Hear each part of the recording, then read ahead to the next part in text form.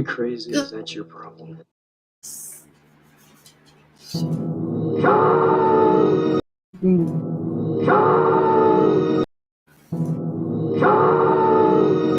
She cooks nothing but chuck wagons, stew, and her name is Minerva. Ouch. She's the flower of the devoured coach.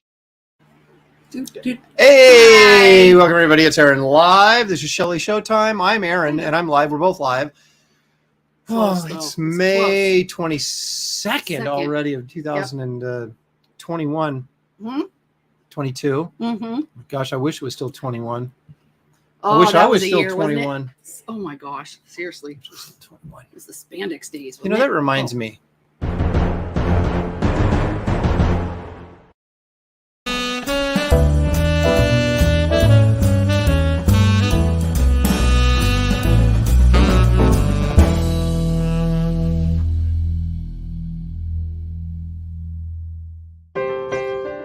It all started for me in 1964.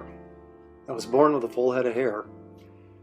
I remember it like it was 57 years ago. Shortly after that, I met Shelley Showtime, and we got married, had a couple of kids. Marriage really grounded me. I studied hard and worked even harder to become a comic book artist.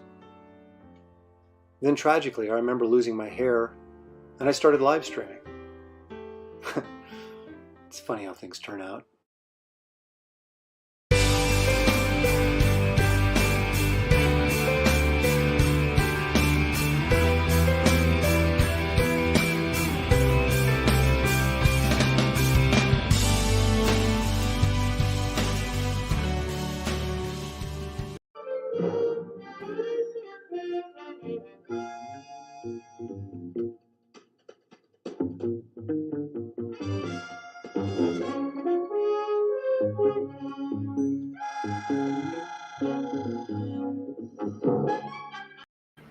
Well, now back to the show. Goodness. Do you like how I look at this? I think that's a good look. Is it kind of like the Frenchy kind of painter look? Ooh, I hadn't thought about that. What were you thinking? It looks just like it. What were you thinking? It looks so much like it. Well, you said you kind of like the I'm look. gonna have a drink. I don't know. You're just I don't being know. nice. That's me. Always nice. Yeah, especially to me on stream. Mm-hmm. All right, let's see who's here. Who's I'm already here. wishing they weren't here? Randy Howell has joined us. Randy. You know, Randy's not the first one in the house. Actually, Stippling Vaughn was the first one in the house. Too much. And you know what you get I for just that, hasn't- Shelley? You get nothing. But we appreciate you all showing up anyway. Mm-hmm. Sequential Treasures is here. How about that? I got it in. You said it right. I did. Leg Kick is here because Leg Kick is almost always here. We love him anyway. Jefferson Roswell, straight from Area 51, is joining us. Thank you, Jefferson. Appreciate that. Yeah. Quoth the goodness. Raven, Lewis Bright Raven is here. Geek Avenger, Oh, Mr. Fox Mulder. Monkey Boy 1969. Ooh, oops, no puppets. That's a deal breaker. Well, let me Good thing I'm here. let me break this to you this way. I control the programming on this show, and I'm saying no puppets. So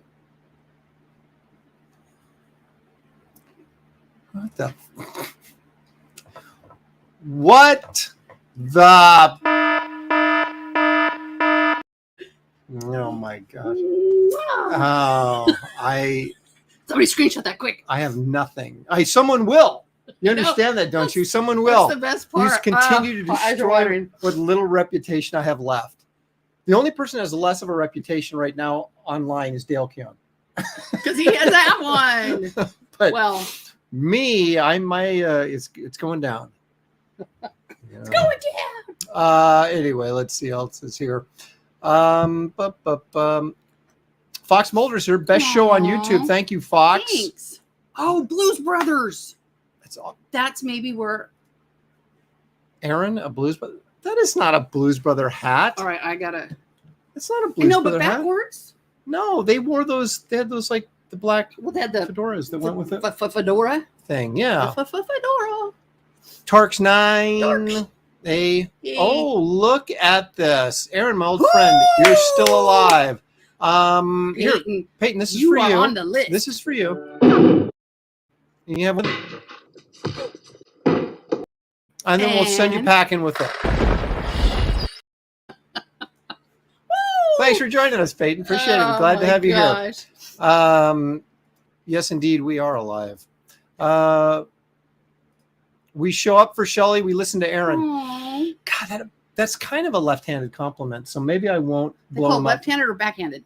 Either or. You guys let us know. I suppose if we you're are left, so hip. if you were left-handed, you might find that offensive to say it's a left-handed That's compliment. right. Don't label me.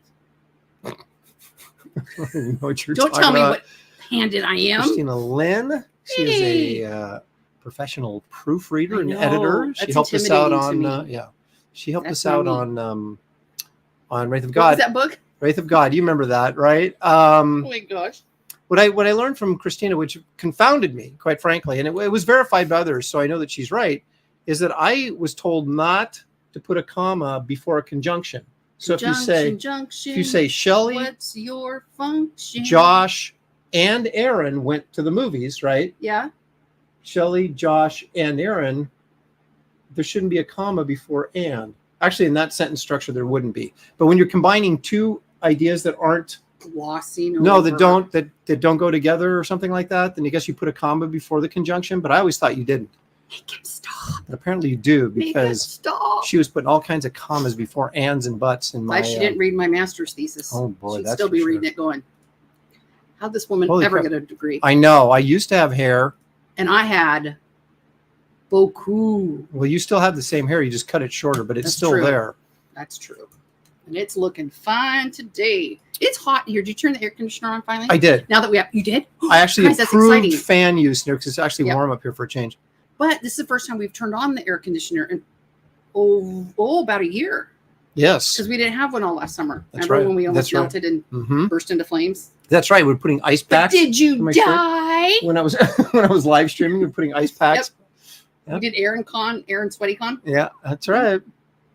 Film needs more Shelley. No, she Thanks, was Randy. just enough, I think. Probably too much. Hello there. Stephen Ings here. Oh my Hello there. gosh. Watching while I Yes, can, Steve. but my mother wants takeout tonight. Much love to Shelley. Hey, that thank you sounds very much, good. Stephen. And the Oscar goes to something else, probably some woke or garbage. Oh That's my for gosh, that sure. was so funny because when it was playing, I was like, okay, well, when that ends, I'm going to say, and the Oscar goes to That should have gone to Oscar. me. That's Oscar. For best short, because that was really short. Yeah. Lepresti Live or Mud's Women? Sorry, Harry. There you go, Ages for Heretic. Thank you for the $2. Woo! And I know it's really tough to choose us over anything, really, but to choose us Really? over Star Trek Over a nap is or really anything. Right. impressive. And I thank you Right. for that. But the thing about Star Trek is you can always watch it again. Where's that hat coming from? Aaron turns his hat Aaron, around. and Now he's he's cool, cool, Aaron. Aaron. See? See? You know, That's- Todd Stews, he knows. Look at He that's knows. what I was trying. I'm trying to figure out where this look. I don't know. I don't know. My brain. Oh, no, wait a minute. That dude that Yes, that's exactly. he's a it. character actor. I can't think of his name, but That's he did this in a exactly it. movie, That but I guy. can't remember. That one guy. That one guy. Squeaky is very happy to see the Hi, puppets. Squeak. So she's Yep. she's supporting the puppets. Wait a Well, minute let's here. see. The Oxford comma rule, says JC VAUGHN. He'll be joining us shortly. What and oh, he had to get that in. We got Jeez. puppets. Kevin Thomas, hey Aaron and Shelley, can't stay for the Hey. show. Sorry Oh, to but hear thanks for that, but checking thank in. you for checking in. That is true. Killer Squid is here, and he says, love the show. Thanks for doing what you do. Thank Oh, you thanks. for joining us. Randy Howell sending us $5 Canadian. $5. Thank you so much, Randy. Aaron, you opened with the blues riff. That hat makes you Yes. look like a beatnik. Just Yes. when we go like this. Is that what? Well, you know, and it was it the very goofy movie where his kid goes to college and they, Right, you know, they're yeah. kind of the beatnik thing. Oh, Yeah, spilled don't my spill beverage. that. And it's Angry Gamer's What here, is but this? he's happy to be here. He says, my daughter wants salute. me to try this Celsius. It's not a White Claw, but I think it's this not even is alcoholic. true. Aaron and you and Shelley always run a very entertaining show. Thank you Oh, so much. thanks. Uh, Wow, that's nice. Okay, so where are we at here? Hey, Dan Lawless is here. We were just talking about you. Hey, Dan Lawless. That's from Neon. Jimmy Right. Osen. Hey, Dan. Hey, Jimmy. Leg kick. Made it back. Hey, Dan. Hey, Dan. Wait, Oh, is there this he Dan's is. show? There he is. How you kids doing tonight? We're doing fine. Thanks, We're Dan. doing good, thanks. See, now that Dan is no longer shy to be on camera, we'll bring him on and he'll be a guest here Be a before you guest. know it. Before you know it. Yeah, because once you've been on our show, then it's like downhill from there, right? Right. Or uphill? Well, Tuck wait a and minute. roll? I don't know. You can only go up from here. This is like, you know, you warm. This is a warm-up show for some of the bigger platforms. That's what Well, it is. you never know. Yep, made it back. Good. Okay, all right. Well, let's do what we need to do, Shelley, which is provide people with public service announcements.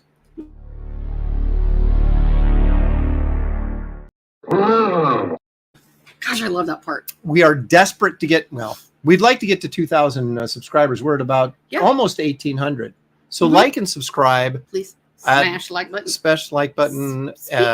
You know, do what you need to do to get that subscription number up, and that would be like subscribing to this channel. Right. Do it. Do it. Because it's free. My there's goodness. Still time. When there's free stuff, take advantage of free stuff. Yeah. Okay. Are you I got questions for the chat. Okay. Okay. What is with these streaming puppy things? So now there's TV for dogs. Really? And right now they have 283 people watching streaming of like puppies sleeping. There's another one that was like, I don't know, 1,000 had more viewing at that moment than we had subscribers watching puppies play. Really? They could be watching us play. We're like old puppies.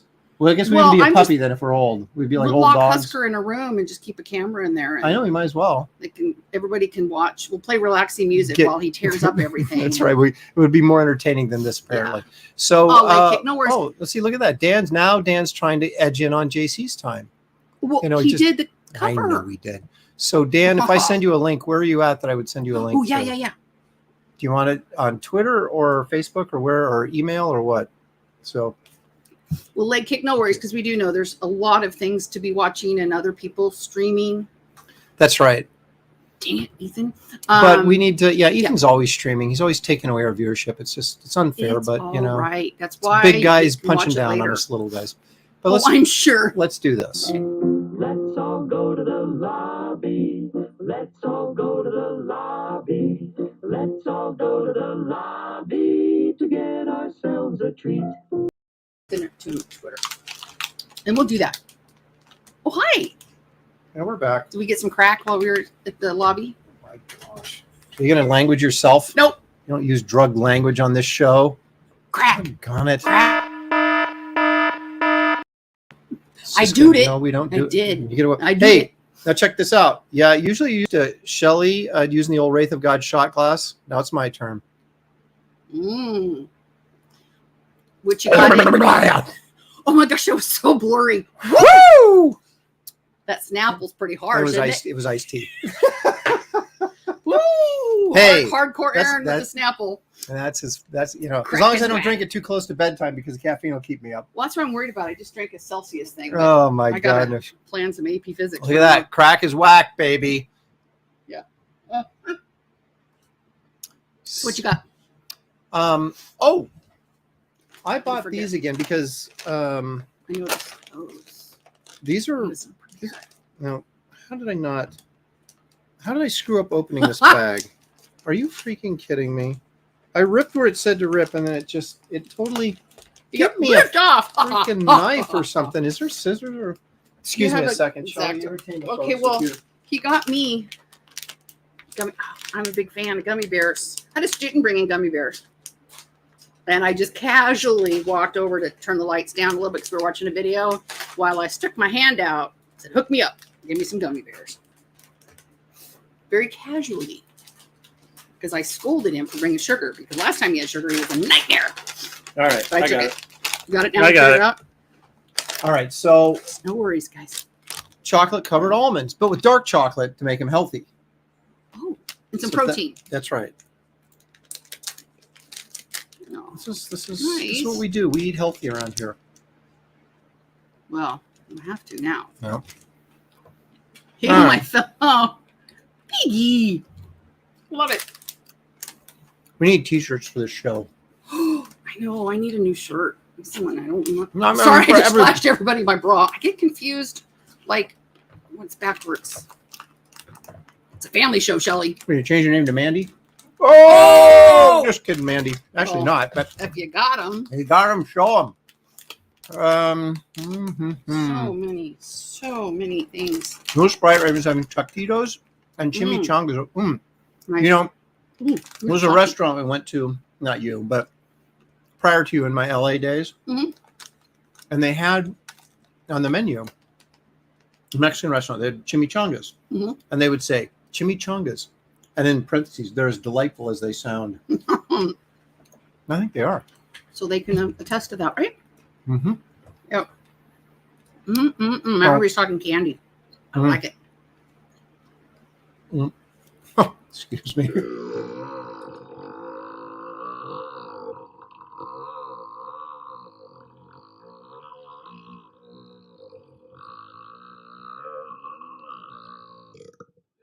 Did you hear that? Did you hear that? Oh, yeah, I'm sorry. Oh my gosh, I don't think I took a breath the whole time. Oh. That's a new one. Oh, I'm always, always got something up my sleeve. Usually, what happened there? I don't know, but that's a lot of me. There we go. Pull back out. Back it up. Back it up. Actually, I mentioned earlier that it's really warm up here. It is. And it's because Miami Beach at last.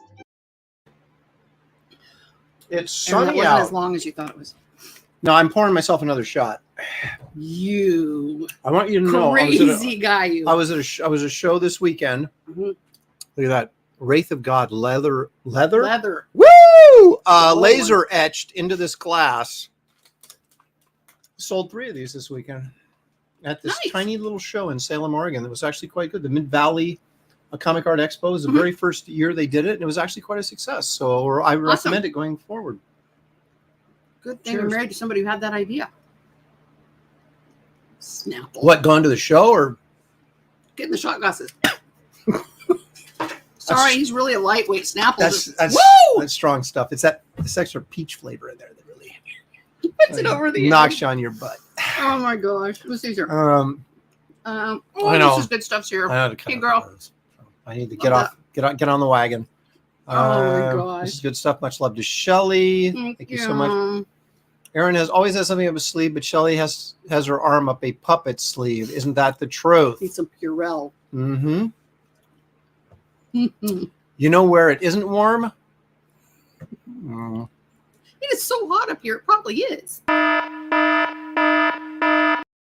Oh my This is a gosh. family show. Don't let So all glad the I'm stuff done that teaching- Shelley started take Teaching over the planets show. and universal gravitation, and I don't have to think about every time we talk about planets. You know what's going through my head, and I wasn't going to say it. I think I said it once, though. All right, You've what said else? it probably more than once. In my head because I'm a 12-year-old. This is good stuff. Also, this is hi Shelley and Aaron. She's very nice to include me in that. Humi's here. Yay! Oh, wait a minute. I like me some Humi. My kids got me 3-pound bag of gummy bears for Father's Day. That's pretty sweet. How long did it last? Is the question, Red Wizard. Ours would be like an hour. What? Oh. Paul, big world traveler, back from LA just in time. What was happening in LA? Don't you know? Well, Paul's, he's like a big time engineer with his company, so he could be, traveling for a job, trying, some Or sort for of fun, project. or Comic-Con, That's true. Was there a toy thingy? Or There could be. wow, my face is red. Look at this. Getting some dark chocolate with orange. That's always good. That's always good. I like that. Yep. Okay. Well, now that we've accomplished all of this and more, Shelley, I'm just going to go out of order because I love this so much. Okay.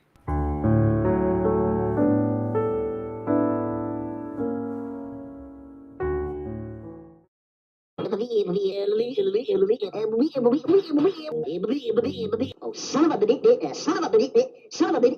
gun.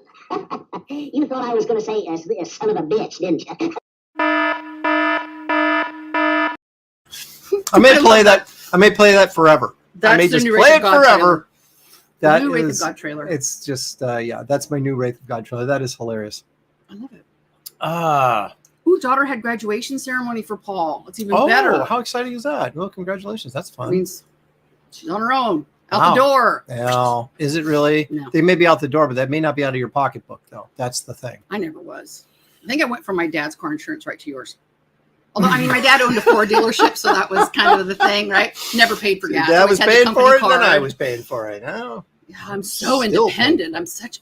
Okay. Well, how old were you when we got married? 26? Or another, somewhere around there. 26. So we've been married 30 years. So actually, I've been paying for you longer than your dad paid for you. That's true. Dad lucked out. It deserves some, I don't know, something for that. Thanks. That really helps. Yeah, Appreciate that. That was great. Okay. Thank you so much for that. Jeffrey Peyton. Oh, that joke never gets old, unlike Aaron. It also never gets old. That's good stuff. That's good stuff. Never gets old. Jeffrey. Never. Ooh. Jeff Potts is here. That's excellent for Jeff. Thank you. And for us, too. We're glad to have you here. Not that I didn't want to sound arrogant and say, excellent for you, Jeff. You tuned in to watch this fabulous show because the entertainment level is so Can we bless you? Can we? It's just incredible. Yes. Mm-hmm. All right. Okay, so let's take a moment and look at our rights and image for the day, shall we? This is the last dinosaur of his 5 dinosaur prints. Okay, good. I mean, let's watch.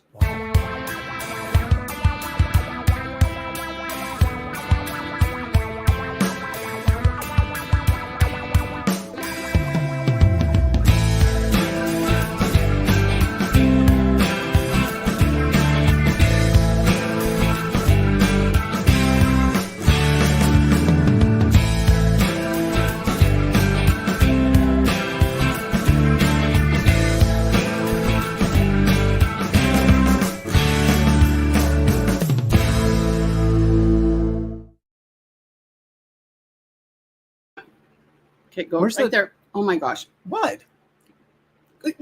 Click. Click on that. Sorry, guys. Click.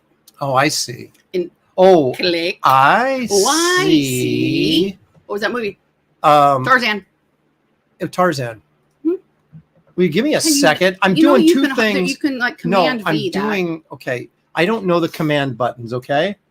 Although I finally figured out command something makes copyright. And I can't remember which one it is. No, it's option Command H. C. No. Oh, makes the copyright symbol. I just found that out. Well done. Yeah. Awesome. All right. Ooh, I don't like the face on it.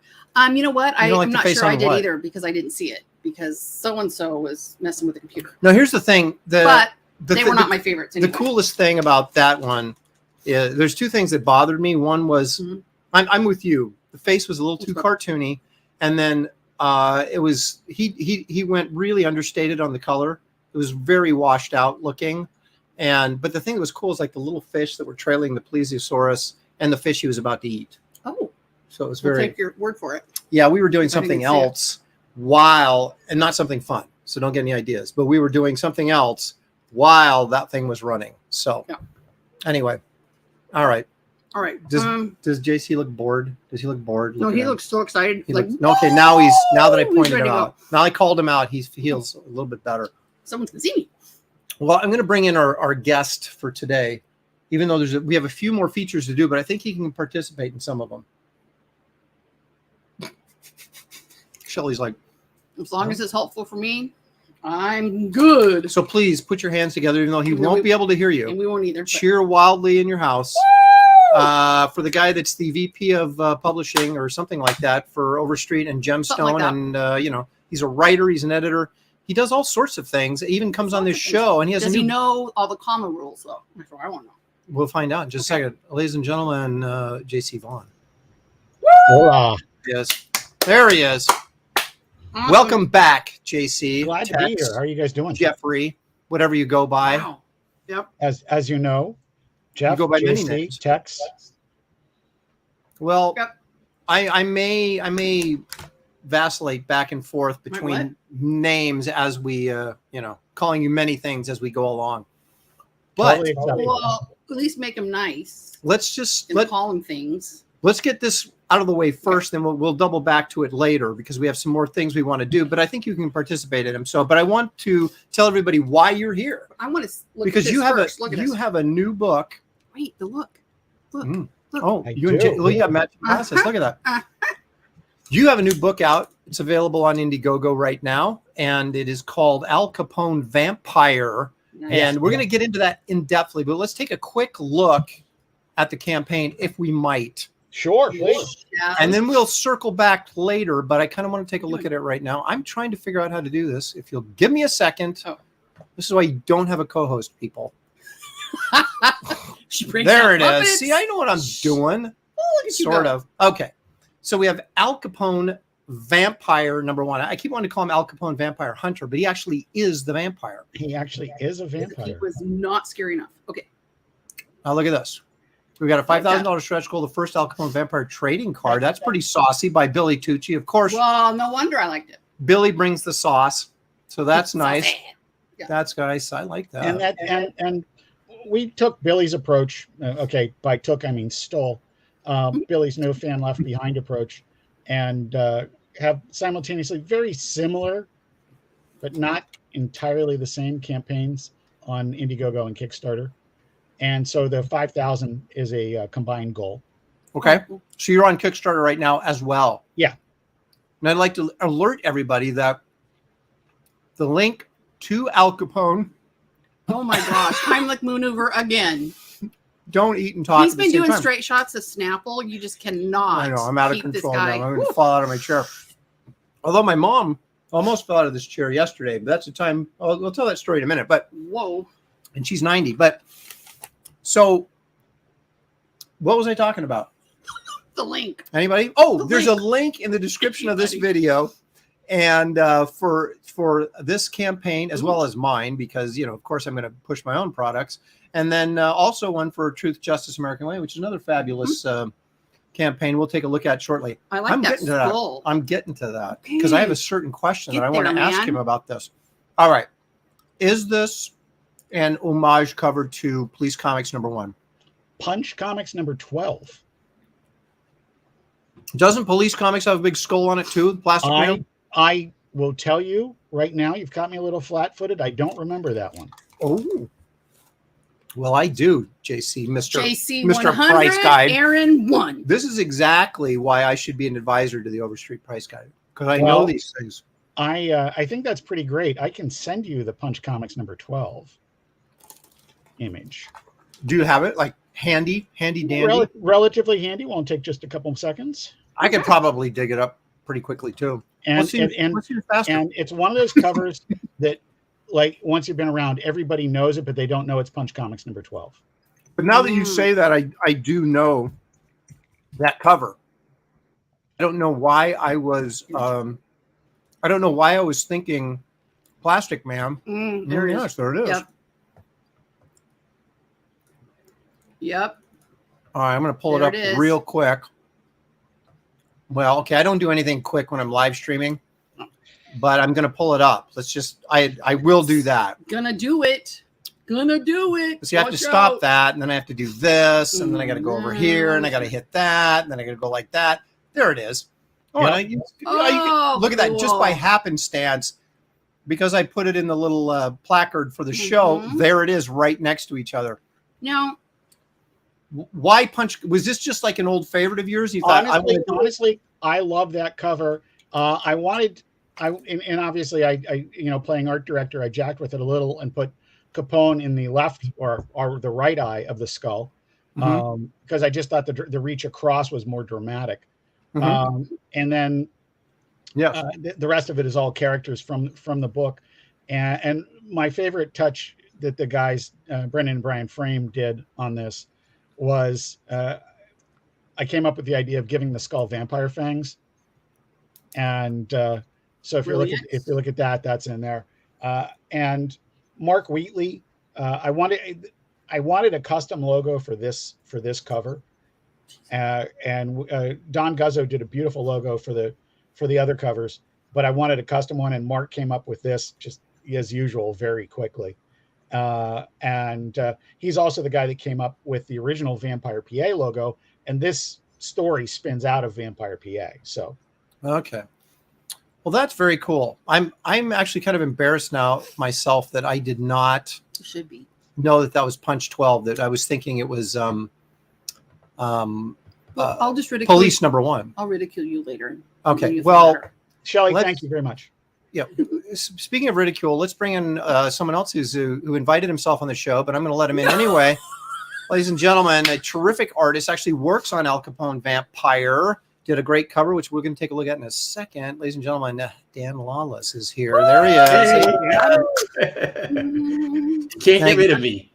Thank you for joining us, Dan. I asked you like months ago to be on this show, and you're like, I'm too shy, and now you're everywhere. Yeah, well, Except here. But now I got Well, finally you got know, you on. once you're on, you're like, oh, that wasn't too bad. See, Yeah. Randy's not paying attention. Sorry, Aaron, no skull on Police 12. I didn't say Police 12. I said Police Comics number 1. Yeah, it's Punch, Randy, Punch still Comics number wrong. 12. Clean out the earwax. But you were still wrong. I was still wrong, but I'm right that there's a skull on the cover of Good- Police Comics number Good 1. try. No, I feel good about myself. You? I'm all right. Yeah. Yeah? I think so. It's in that cool hat. this Punch Comics is 1949. Is that correct? You know, that what it said? that's a question I can't answer. I just Oh, punched it Once up. again, Oh. once again, Wait, no, that's something different. Okay, hang on a second. Oh no. I want to get back I to this think- I campaign. thought it was like 1943. 1941. It says here. Okay, all right. I don't know. I'm looking Well, at. Dan, are you making stuff up, or are you actually? Okay. mycomicshop.com. is what I'm Okay. looking Well, at. maybe they know, maybe they don't. I don't know. Now, here's your wonderful cover. How did you get sucked into this, Dan? It's Scott Braden. It's kind of got me the contact. I think, right, JC? I mean, that's Absolutely. what I'm assuming. Okay. And he's just a massive fan of comics, and he's got it like in so much enthusiasm you can't possibly imagine. And he's actually kind of got me excited about comics again, because he came on. I love your stuff, and I'm like, I thought that was me. I didn't know anybody knew I existed, let alone liked my stuff. What was funny is we when we worked on our the first edition of the Overstreet Lost Universes book, Scott and I started talking, and your name came up, and I reached out to Marvel to see if they would give me your contact info, knowing they wouldn't. And I don't blame them, by the way, because you share information these days, you're asking Right. for it. They don't have it either, I don't think. But I do get a every once in a while I get some collected reprint, and my stuff is in it. Some, but I kind of almost hate it. It's like, here, remember, you're not getting any royalties or paid for this. It's like that's what it's more like a reminder that we're not paying you for this work. We're reprinting just to let you know that. But That's at right. any rate, Scott's got this great character called Kent Menace, and Oh, I love Ken. Dan and I were each fans of what Scott was doing. Dan worked with him a bit, and I had given him some story elements and played editor, sounding board more than editor. And then the character that you see in the background there on the cover, basically we were handed one illustration. Isn't that a Scooby-Doo character, that deep sea diver with the squid It face? is not, but I will tell you, I will Oh, tell you that darn the phrase kid. Scooby-Doo is in my instructions for the splash page for the part 2 of that story. Okay, well, Did good. you plan that ahead of time? I just know stuff, Shelley. That's when are you going to Wow. learn that I just know stuff? The correct reply is zoinks. Yes, exactly. But we were handed the name Retro Mariner and the one illustration, and Scott said, "Okay, go to town." And I said, "Okay." And I started writing, and he said Dan was going to draw it, and I just wrote all this, Miller and Simonson panel descriptions and stuff into the script, and Dan came back that he loved it, and I was, of course, over the moon. It was Well, like if I may interrupt for just 1 second, then I'll let you jump in. But the funniest thing I think that you should mention about this cover that people probably don't know is that you asked Dan to do Al Capone Vampire cover. And then he's like, yeah, I'll do that, but I'm going to work in this belly dancer who's not even in the story. I'm just going to put her in here because I want to. Is that kind of how that played out? That's what I heard. That's not how it happened. That was heard part of that. the deal. I thought that's the way it worked. No, That's the way I remember it. it was seriously. I wanted to get the elements from the Retro Mariner story, which while it appeared in Kent Menace, very different audience so far than Vampire PA. I wanted people to see. I wanted my readers to see it and get to know Kent Menace through this, and so we've reached the level where this is now included, which is really good because we put it on the cover. Well, you know, Gil Kane put a few things on the covers back in the 70s that didn't end up in the book. You know, I was confident that we would get there, and Awesome. we did that. And obviously, this is no surprise. This is a very popular cover in the campaign. Well, I would guess so, because I remember the initial layout, if I recall, had Al Capone right here, and then Dan's like, "I'm just going to move him right over here." He can't see where you're. He can't Sorry. see where you're pointing at this. Yeah, there. Can you see? Oh, there. Can you see that? Yeah, you can see the thing. Yeah. So Al Capone was right here, and then Dan's like, "No, I'm going to scoot him way over here, and then I'm going to work this chick in right Put some there." babe in That's there. right. And you know, JC, Tex, I couldn't help Jeffrey, whatever you myself. like to call him, was like, "I'll go for that." You know, All right. This is another cover. Now, I want you guys to know we're going to circle back and really do in-depth into this campaign in a minute, but we have to do some Shelley entertainment value before we do that.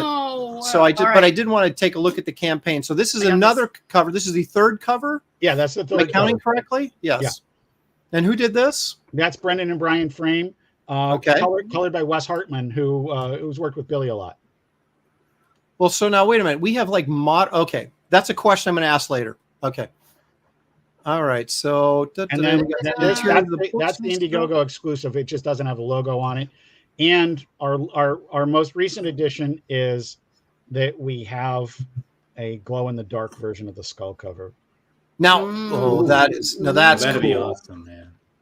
So is that a like a secret add-on thing, or is it actually part of the perk? we did some announcements and some updates. And if you go down, I think it's around below cover C there. It ought to come up fairly quick. There we go. The Indiegogo Right exclusive that, right? cover. Oh, glow in the dark. There it is. Okay, I'm gonna have to get that one now. I like I'm that geeked Billy out about Tucci it. cover, guys. Everything that's white on that cover should be glow in the dark.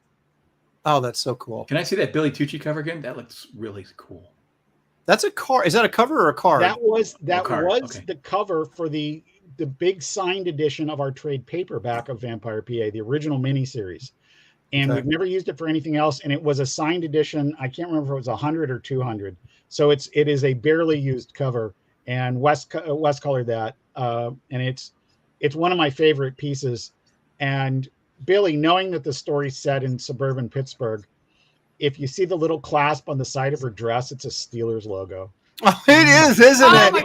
And I didn't even ask him to do that. It's just a beautiful little touch. See, yours would have been a big awesome. in. That is incredible. I That's think great. It's All right. great cover. It's really, I really want nice. to get into this in depth with you guys in a few minutes, but we got to do a couple things first, and I'll invite you guys to play along with the silliness. Okay.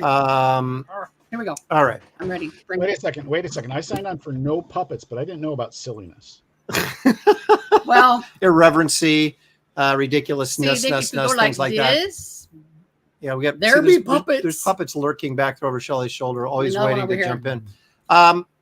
Okay, now I don't really have a value on this, but this actually is a question for JC, Tex, Jeffrey Vaughn to see if he's ever seen one of these before, because I found this at a con yesterday and did not recognize it, and I had no idea what it was. And I want to see if you had ever heard of this. Okay. So all I have to do is find it on my desktop. There it is. There it is. There it is. Oh. Now let me share this with you. I was going to do what's it worth now and then, but this isn't really that kind of a thing. I just want recognition of this book because I have never heard of this company before, nor have I seen this before. Modern comics. Absolutely. I had almost the entire run of the original E-Man from Modern Comics. No, wait a minute. Ooh. Wasn't E-Man a Charlton book first? Yes, they were reprints. So Modern Comics just did reprints. So, okay, because I looked at that and I said, my gosh, that looks like a Charlton book, but it's not. So I'm sure that it was originally. Okay. So they basically what you had was these guys, and this is 1977, right? Yeah. This isn't like 1968 or something. So this is 1977. So these guys were taking Charlton reprints and then reprinting them under the label of Modern Comics. Yeah. Wow. Yeah, Now, much like Whitman, packaged other people's comics. But was Charlton still around in 1977? Yes. Yeah, I don't know how much of a going concern they were, but they were still around. Now, that seems very odd to me that they would allow another company to reprint their material instead of just them reprinting it themselves. Think about Whitman doing the Star Wars Marvel Treasury editions. Whitman published all sorts of other stuff. It was revenue streams. They might not have called it that in 1977, but that's what it was. Interesting.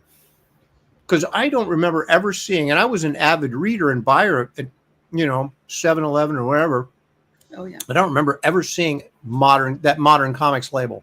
Yeah, you know what's funny? I would like to know where I got mine, where I bought them, whether it was at the comic shop in downtown Pittsburgh or at the place in the suburbs out where I lived, where I bought my regular comics. I don't remember where I picked them up. Dan, did you ever see one of these? You're about my age, aren't you? I never saw it before this. Nope. See, I thought you were gonna go. No, I'm not that old. You shook your head like no. No, he's that old. He just doesn't look that old. That's the difference. See? And Hyper Potato has a pretty good observation here. He says, pretty sure that Charlton printed them. I don't know that that's true, but it's absolutely true that they were the same kind of quality. Yeah, there was crap for sure. But I would this guy had this stack. Actually, one of the guys that generally is in our chat, Brian Suddenly Old, comes over to the table at the show I was at yesterday and had this on the top of his stack of books he had. And I was like, he said, you ever seen this before? And I'm like, no, I didn't even, So I feel educated. Jeff, that's why I bring you on, is to educate. He's got another comment there that it was above that one, where he says that they were sold in multi-packs. I can tell you I've never seen that, but I definitely saw them like Pittsburgh chain GC Murphy's, which also had a larger version called Murphy's Mart. That was like a Woolworth-esque kind of thing.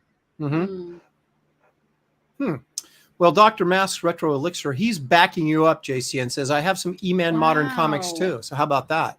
Now I have the original E-Man Charlton. Yeah, I've been buying them recently. But Hyper Potato, he's backing you up. Everybody's backing you up, so I guess you must be telling me the truth. So because we know 77 this came out in 77, you guys? Yeah, that's what it said, 1977 on the inside of the book. So, and it's a 35 center too. It just looks like it's really old, but it's not that. I mean, I guess 1977 is old now, but you don't really think of it in terms, Bronze Age books as being that old, but that thing looks older than its years. And that Charlton comics came pre-aged.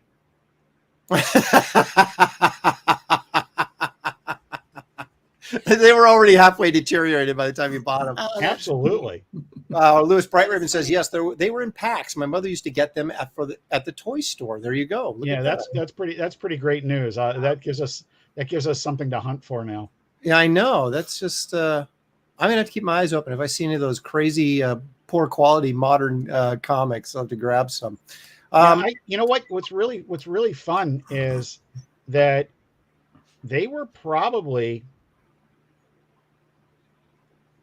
in that period.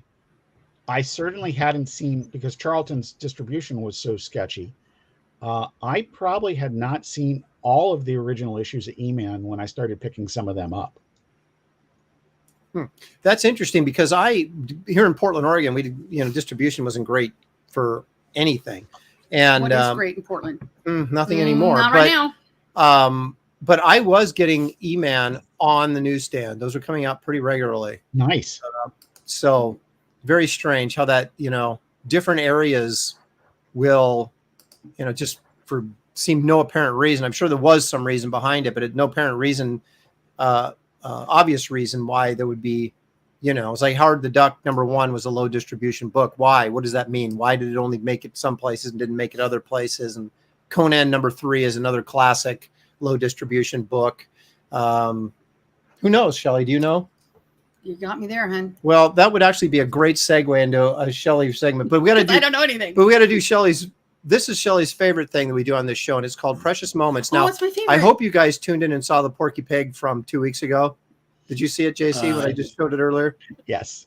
Yeah. Dan, did you see it? I don't think Dan It's saw the profanity is a bit much. Yes, I saw it. Oh, okay, good. All right, okay. All right. No, I'm just All right. kidding. Especially for us, right? Well, now, but now we got a new one. I'm about to do the alert, you guys, on you. Favorite. It's my Yep. favorite. This Here we this go. will have no language alert. Well, okay, well, We'll maybe. see. Oh no. All Okay. right. Watch Play your it. monitors, please.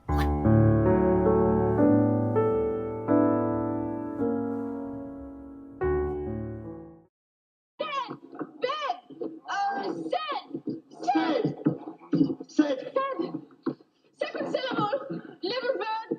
This, that, the. Said, Said, dirty word. We said a dirty word.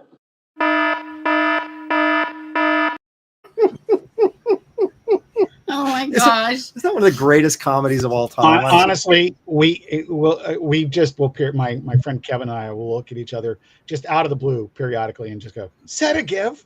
I know. Should I give? I wish I could play like longer portions of this stuff without getting copyright flagged, but Yeah. you know, Set a gotta give is a normal. keep it under the Yeah. radar. About 15 seconds, you can get away with it, and then you're into the trouble zone. Rolling Z. Hey.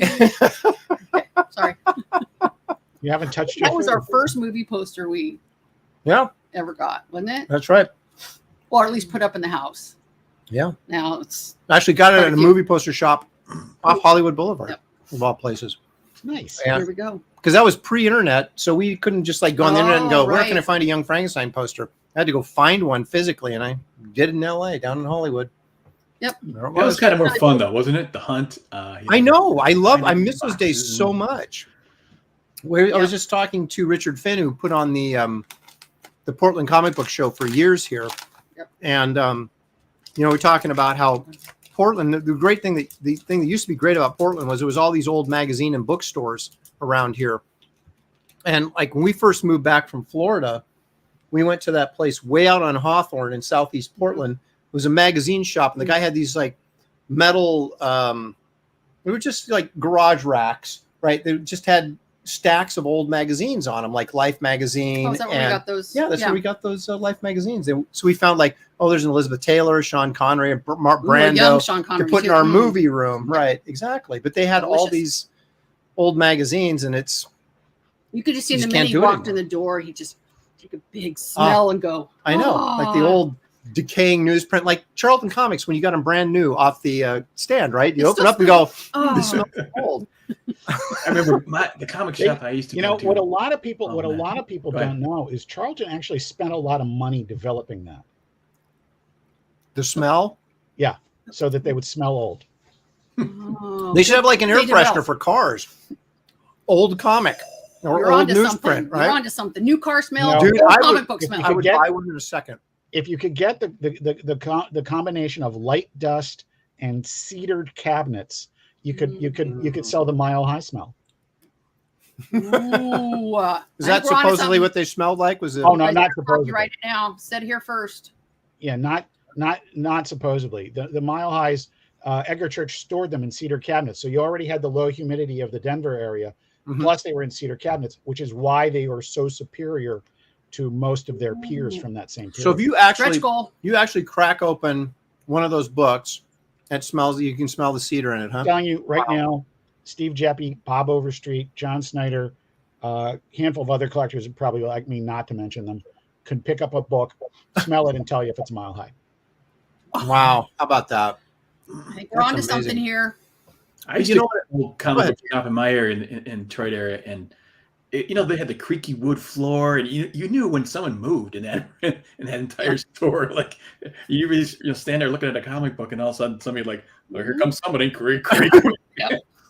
But it was the coolest thing, and I miss Yep. that so much. And then you go to these modern shops now, and they're carpeted cement, and like, where's the creaky floor? Yeah. It smells of Yeah, the smell. coffee and Starbucks, and that's what they smell like now, right? Well, who wants to go Espresso. hunting vintage collectibles in a place that's like a brand new Right. It seems weird, right? You want to be in like an old building that's rickety like and crawling then, through the duct Go to the area or town something, and you bookstore. Yeah. break into some room and kick out the vent, and you find these old comics, right? exactly. Well, I know a dealer in Vancouver from I Like Comics. I'll plug his shop because it's a really good short store in Vancouver, Washington. And he had this in his showcase window. He had like an old Batman, a 1940s Batman. I can't remember what issue it was, but it might have been with like 3 or 4 or something like that. It was really old, really low in the print run, but it had like the corner was chewed off. And I was like, what's the story on this? Somebody literally tore the wallpaper off their walls and was redoing their walls and found this stuffed in their wall because apparently people would use comic books and jam them in their walls for insulation back in the day. And a rat or a mouse had got in there and chewed part of the cover.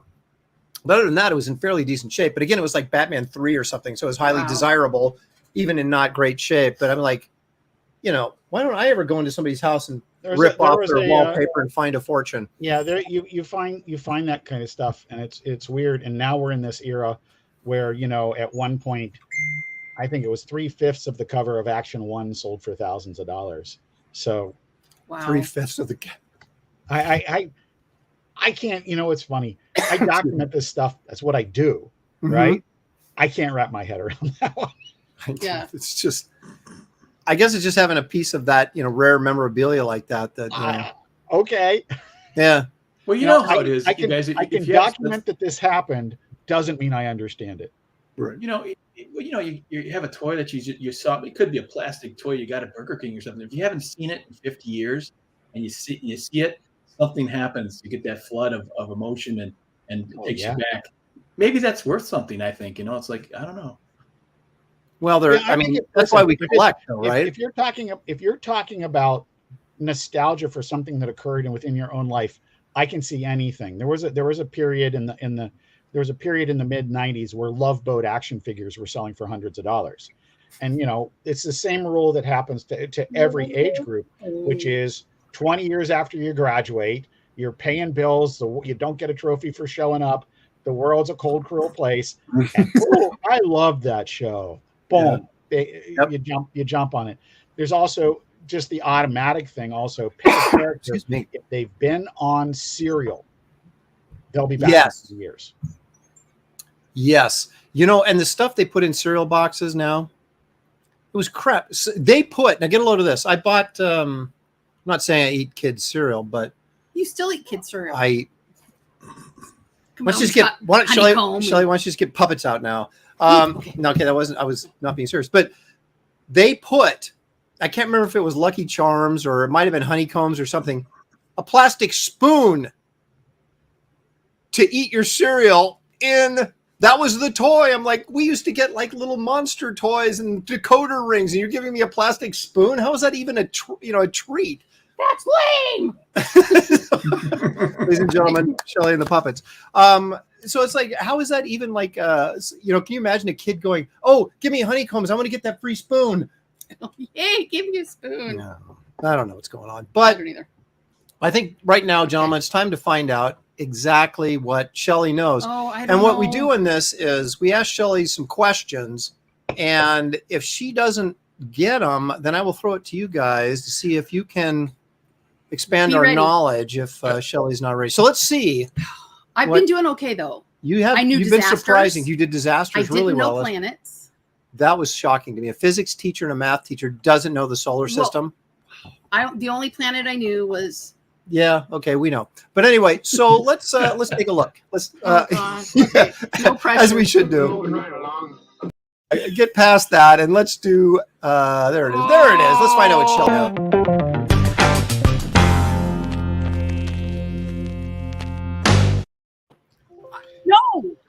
No, Shelley, just let me say this. You better know this stuff because degree in math. Okay. How do you? Okay.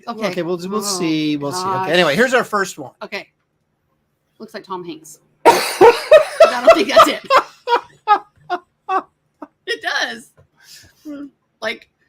Okay. Okay, looks like Tom Hanks. This is Greek mythology. Yeah. He's the big guy. He's the head of all the gods. He would be Zeus. there you go. She got one. See, wasn't Only that from hard? the movie. Wasn't that hard? Zeus. I got to warm her up though. So these are hot up they'll here. get I'm already harder. warm. Okay. They'll get harder here. Okay. I got it. So my hair looks like normally. Okay, this chick, her hair is not to be desired by any guy who's afraid of reptiles, and she'll turn you to stone. Shelley, who is this? Medusa. All right, look at She's in that. an advertising campaign at the moment. That's what? She's in an advertising campaign. I know. Oh, That's was it a beer commercial? What is that? Where she's it's kind of a hip Beer chick, and they commercial, turn the guy, sunglasses, the bartender to stone. Ooh. Yeah. It's always going to be with us, isn't it? It's funny. Okay. But I could never Can I quite stop now? figure out, was Medusa supposed to be like Amber hot Heard. with just snakes in her hair? Or is she like this ugly, horrible thing that, because it was, if you look at her, she was so ugly, she turned to stone. Wasn't that how how it worked? And yet they draw her as this babe. And so, Well, but that's really it not, sells better than that's true. ugly. Yeah. Let's draw an ugly hag with snakes for hair. How many people will buy sell that? some stuff. Okay. All right. Nothing against ugly hags out there. If you're watching the show, I apologize. Or people with snakes. I forgive you. Okay. Exactly. All right. Now we're going to get, these are going to be a little bit harder, maybe. Don't be, Shelley's already looking on the internet, and I haven't put the picture up. I have my eyes closed. Okay. I thought about it though. All right, this dude is like, he rules the sea. Yeah, like. And here's a little factoid about this dude. He apparently had an affair with Medusa, so he obviously wasn't, she turned him to stone. No, so he apparently wasn't too picky, and when she got beheaded by whoever finally killed her, she gave birth to his two sons, apparently right at the moment of the beheading. I'm just saying that's, Greek Did you do some mythology. research? I did a little bit. Well, can you tell me who this is, though, Shelley? How much information I need to give you? Look at it. He's friends with sea turtles. He's an oceanic guy. We don't want the Roman one. Thinking. If he was the Roman god, we'd call him Neptune, but he's not the Roman god, so we're going to call him what? Also a planet. Well, okay, so I was. Oh. Well, not that version, though. Okay. No, don't say it. What? He's trying to get you to say the dirty planet word. Dirty planet. No, so Earth. No. One thing I think of is Little Mermaid. No, King Triton. Neptune is Neptune is the Roman version. The Greek version was actually it was the name of a ship, part of a. Did you say it already? I was thinking either that or King Triton, only from Little Mermaid. Now, JC, did you know that, or did you look it up while I was yapping? No, I didn't. I did not look it up. I will say I waited for you to eliminate Neptune. Okay. I knew it was one of the two. We got like 38 comments. Poseidon was the answer we were looking for. Good job. I didn't. I said it was between two, and you said don't say it. And I'm like, how does he know what I'm going to say?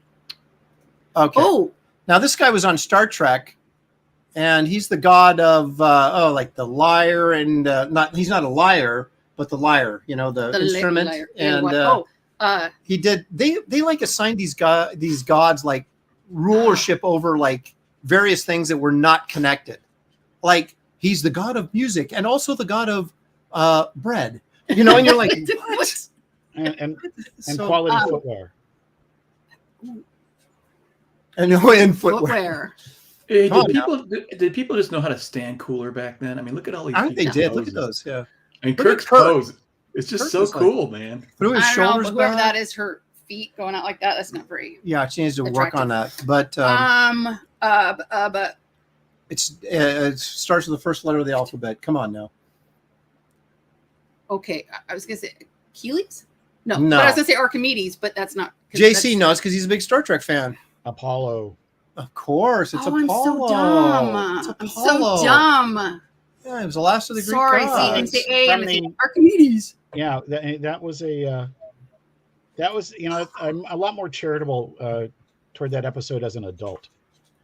I didn't like that one when I was a kid. Why are you doing this to me?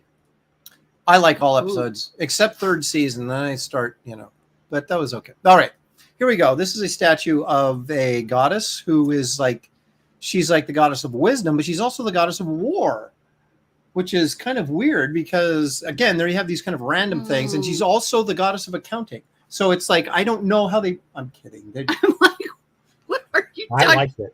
I'm just like, goddess of war. I forgot. But Also goddess of snack foods. snack foods. I should get that then.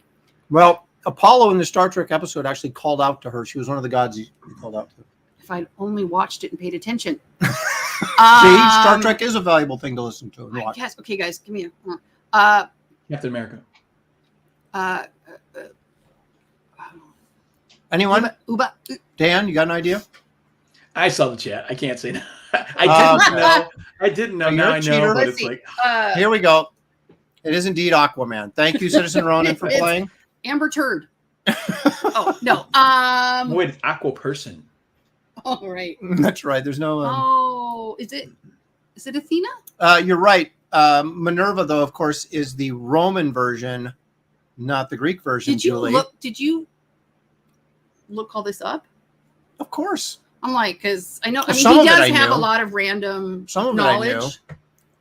But it is, of course, Gotcha. Athena. Is who we were looking for. I would have for the, never got it. correct answer. All right, here's a little bit of nudity, so cover your eyes if you don't like nude sculpture. Like, I'm gonna get this one either. Oh, you so owe me. No. I'm gonna look at put one the- together. Okay, next now this time. is the Aaron god. No, knows. this is the goddess of Calculus. love. Aaron knows calculus. No, this That's is- next week. This is Okay. the goddess of love and getting down and boogieing and good times had by all. Better. Come on. I looked. Okay, go ahead and cheat. Nope. I looked already. Well, what were you going to guess? She had a temple. Any of you gentlemen know? You got to know. Goddess of love. Come on, man. Romance, beauty. I get my Roman and Greeks Oysters? confused with Aphrodite. Yes. Aphrodite is who we were looking for. Wow. You guys She's are What's adorable. the- doing, she's doing the Roman Cupid version? shuffle. Yeah. What's the Roman version? I just want you guys to know that you're horrible at this. But we're going to do one I more. told you ahead of time. I told you ahead of time I was. That was never a requirement for a math degree. All I'm right. just This saying. is Okay. Well, wait, that's what? okay. We haven't done this one yet. Okay. No, this is not Zeus. This is the god of The six pack. oh my gosh, I just forgot. He Doesn't know either. no, it was really interesting. That's why I put him on here. The Bassomatic 76. No. What did he You didn't write him down this week. I didn't, and because I said I'm No, not I'm going to gonna forget. remember. And I forgot. I will tell you this though, he is a planet. One of the planets in our solar system. Oh, What was it? Neptune? Pluto. Oh, Pluto. Uranus. correct. No. Really? That's our good friend Uranus, right there. He is. Oh my Wow, gosh. okay. Oh, that is Poor so guy. funny. Oh, No. I'm so disappointed that I forgot what he was the god of because it was interesting. And Oh my gosh, that's oh, funny. he's the father of the Titans. Oh, like Remember? remember the Titans? No, That's a great movie. I remember by the way. Hercules. That is a great movie. Zeus. I go, Olympus is that way. Zeus. Oh, so- We Anyway, haven't watched a million animated movies So- over here. Uranus is the father of a Titan, and I don't know if Did that not. that doesn't sound very good either. No. But there you have it. Oh my gosh. Grizzly Adams was close. Thank you for Mhm. participating. All right. That's Oh, all the no. silly stuff we have to do. Now, Yeah. gentlemen, now we can get into talking down and dirty about your campaign, which we'll go and visit again in a minute. But I want to ask you, Yes. where did this whole vampire thing come from? Because Vampire Al Capone Vampire is not the first vampire comic you've done. All right, we got to go back. Go back. Take me back with you to the Yes. time of modern comics.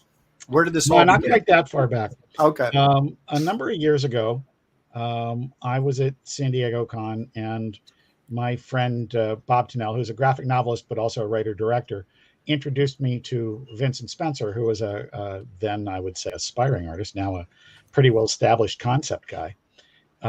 And we started talking zombies. And so we cooked up Zombie Proof, which was the story of a locksmith who fought zombies. And So you could break in. When I they're- love it. Yeah. and he, basically will zombie proof people's homes for a fee. And the problem for him was he had this vision in high school and people found out about it. And So he was ostracized until the zombies actually showed up 20 years later. And I like that.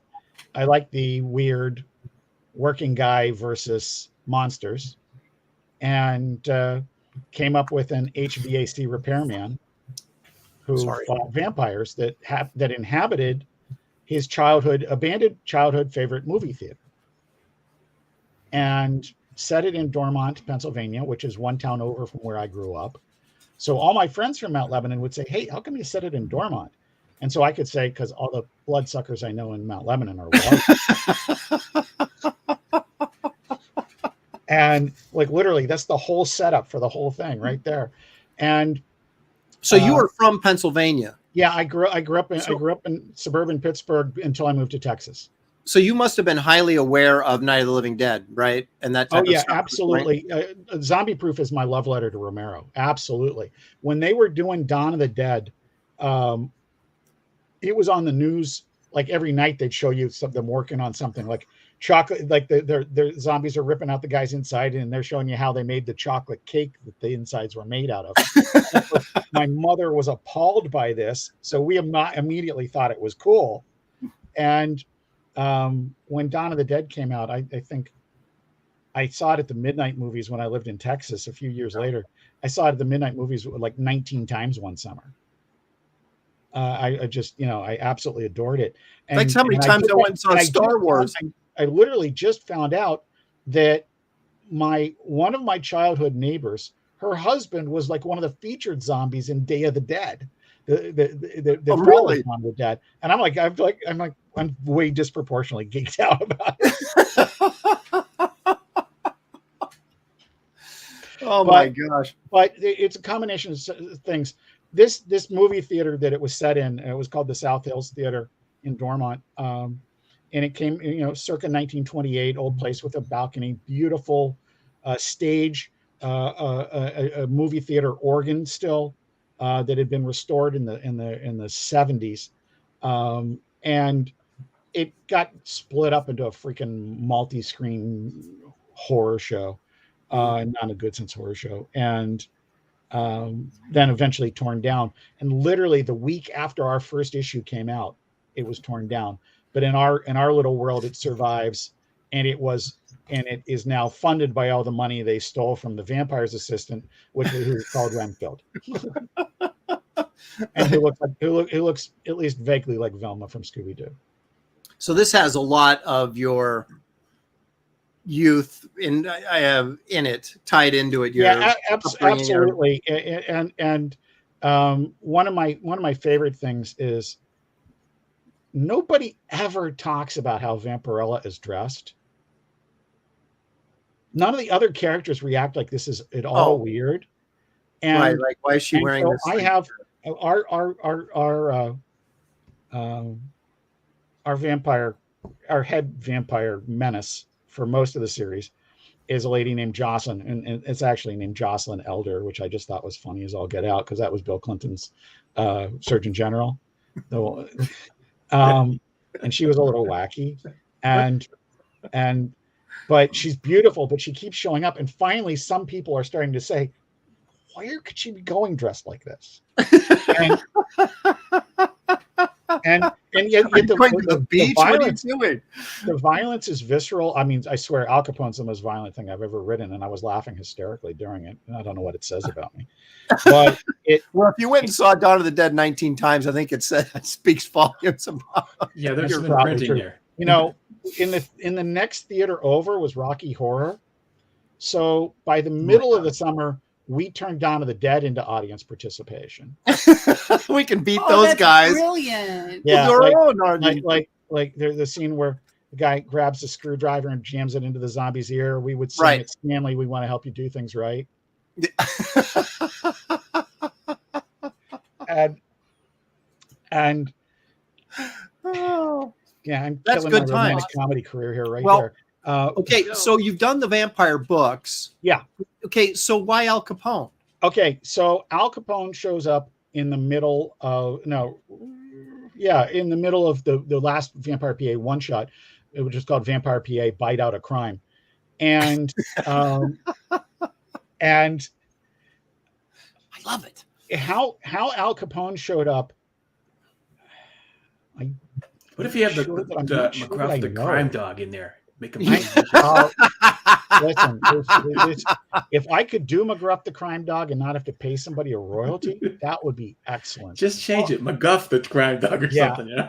When you're doing that, it's kind of like you're getting into that territory of like Howard the Duck when he had to kill the vampire cow. That great story from Giant Size Man thing. So you get McGruff in there, and Hong Kong Phooey maybe would be good.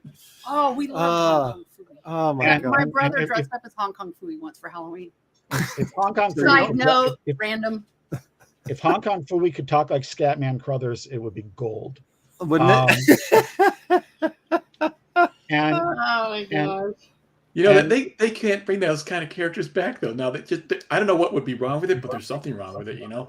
Well, that's cultural appropriation. Now you could never do. Yeah, but you got they got the black guy doing the voice, and it's like, well, I don't know. It'd be probably many levels of offense somehow. You know? Right. Exactly. Of course. And if there wasn't, they'd make it up. Create it. So that's right. Yeah.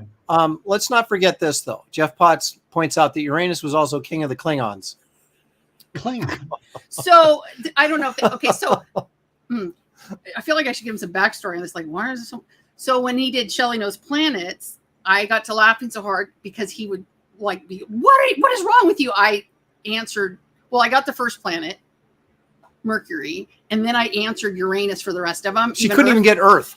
And I was laughing so hard it would come out as Uranus. And so now we get nothing but puppet jokes, Uranus jokes. There's something else too that you're responsible for that I can't remember now. Somebody will come up with it. I don't know. Yeah, she's took this great wholesome family show and has just run it off the rails. So yeah, well, you're resigned to your fate now. That is it. It's done. Well,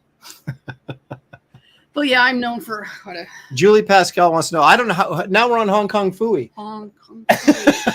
Number one super guy. Oh, yeah. Hong Kong Phooey. Phooey. Quicker than human eye. With the Hong Kong Phooey chop. Remember that? Something about when the going gets tough with the super stuff. It's there's something like that. He's got more of it. Oh my gosh. Oh, that's good. It's very educational. I got the first couple lines that I forgot. So you go deeper, wow. Dan. You've got like third verse type stuff in there that I've forgotten. Oh, about. Yeah. I wouldn't know history, but I know Hong Kong Phooey. Yeah. Now ask me where my car keys are. Exactly. Now, Mighty Geek Studios apparently thinks that we don't know the Vampirella is from another planet, and she's from, of course, the Bikini Planet, which is that's how they all dress. Right, they're all on like the French Riviera on the in the Vampirella's planet. Is that like that coffee place that you talk about? Yeah, the Bikini Coffee House. Yeah, you go in to get coffee, and all the girls are dressed in bikinis. That's just how it is. Now I applied, you just accept but yeah, they said no. I'm overqualified. Oh my gosh, Shelley! When did this happen? When did you apply? No, she's kidding. To the they would have been like the Bikini Coffee. There is a little coffee hut place that's called Bikini Coffee or something, and the girls there wear bikinis and serve you coffee in their Yeah. I think they serve the coffee in the cups. Which ones? No, they just don't serve it. They just don't serve you coffee in their bikinis. That would just get awkward. Yeah, so I said I applied, but they were like, "Yeah, no, too much qualifications going on." In that one. Honey, oh my gosh, you're overqualified. Captain Caveman was one of my favorite. Captain Caveman. I didn't really mean for the show to go in this direction, but you just never know. Remember, it's Henry, the mild-mannered janitor, or is he secretly Hong Kong Phooey? That's right. Oh my gosh. Hey. Oh my gosh, he wants to know if the Bikini Coffee place if they have milkshakes. Well, that brings all the boys in the yard. Isn't it? Sorry. Wait, I got to do something about that.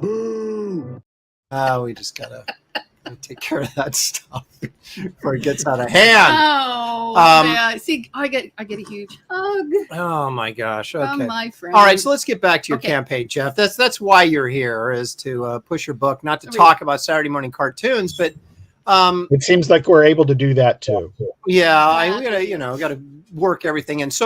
So anyway, so you were talking about Al Capone as your Yeah, choice.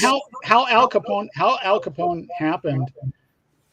It might have been another reaction to. I've racked my brain about this. I've always been fascinated by Capone, and so a nearly lifelong interest in that. So it was always in the background. But in Zombie Proof, I remember every once in a while, every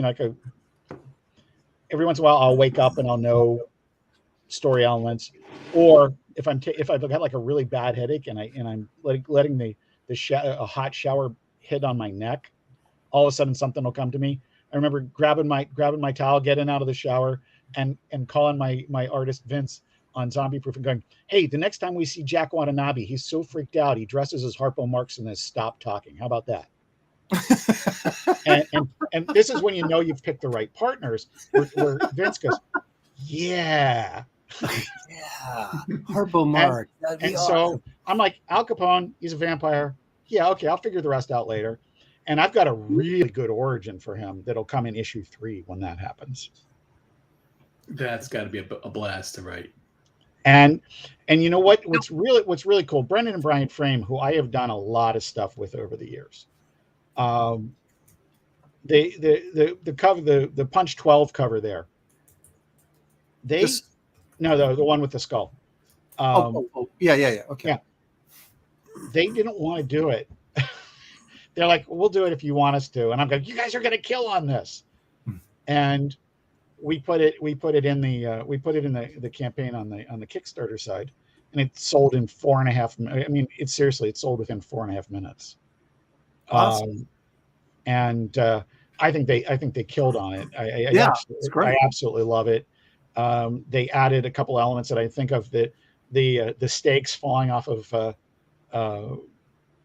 Scuba Dave, who's the guy hanging out of the middle of the left eye, and I just think they killed on it.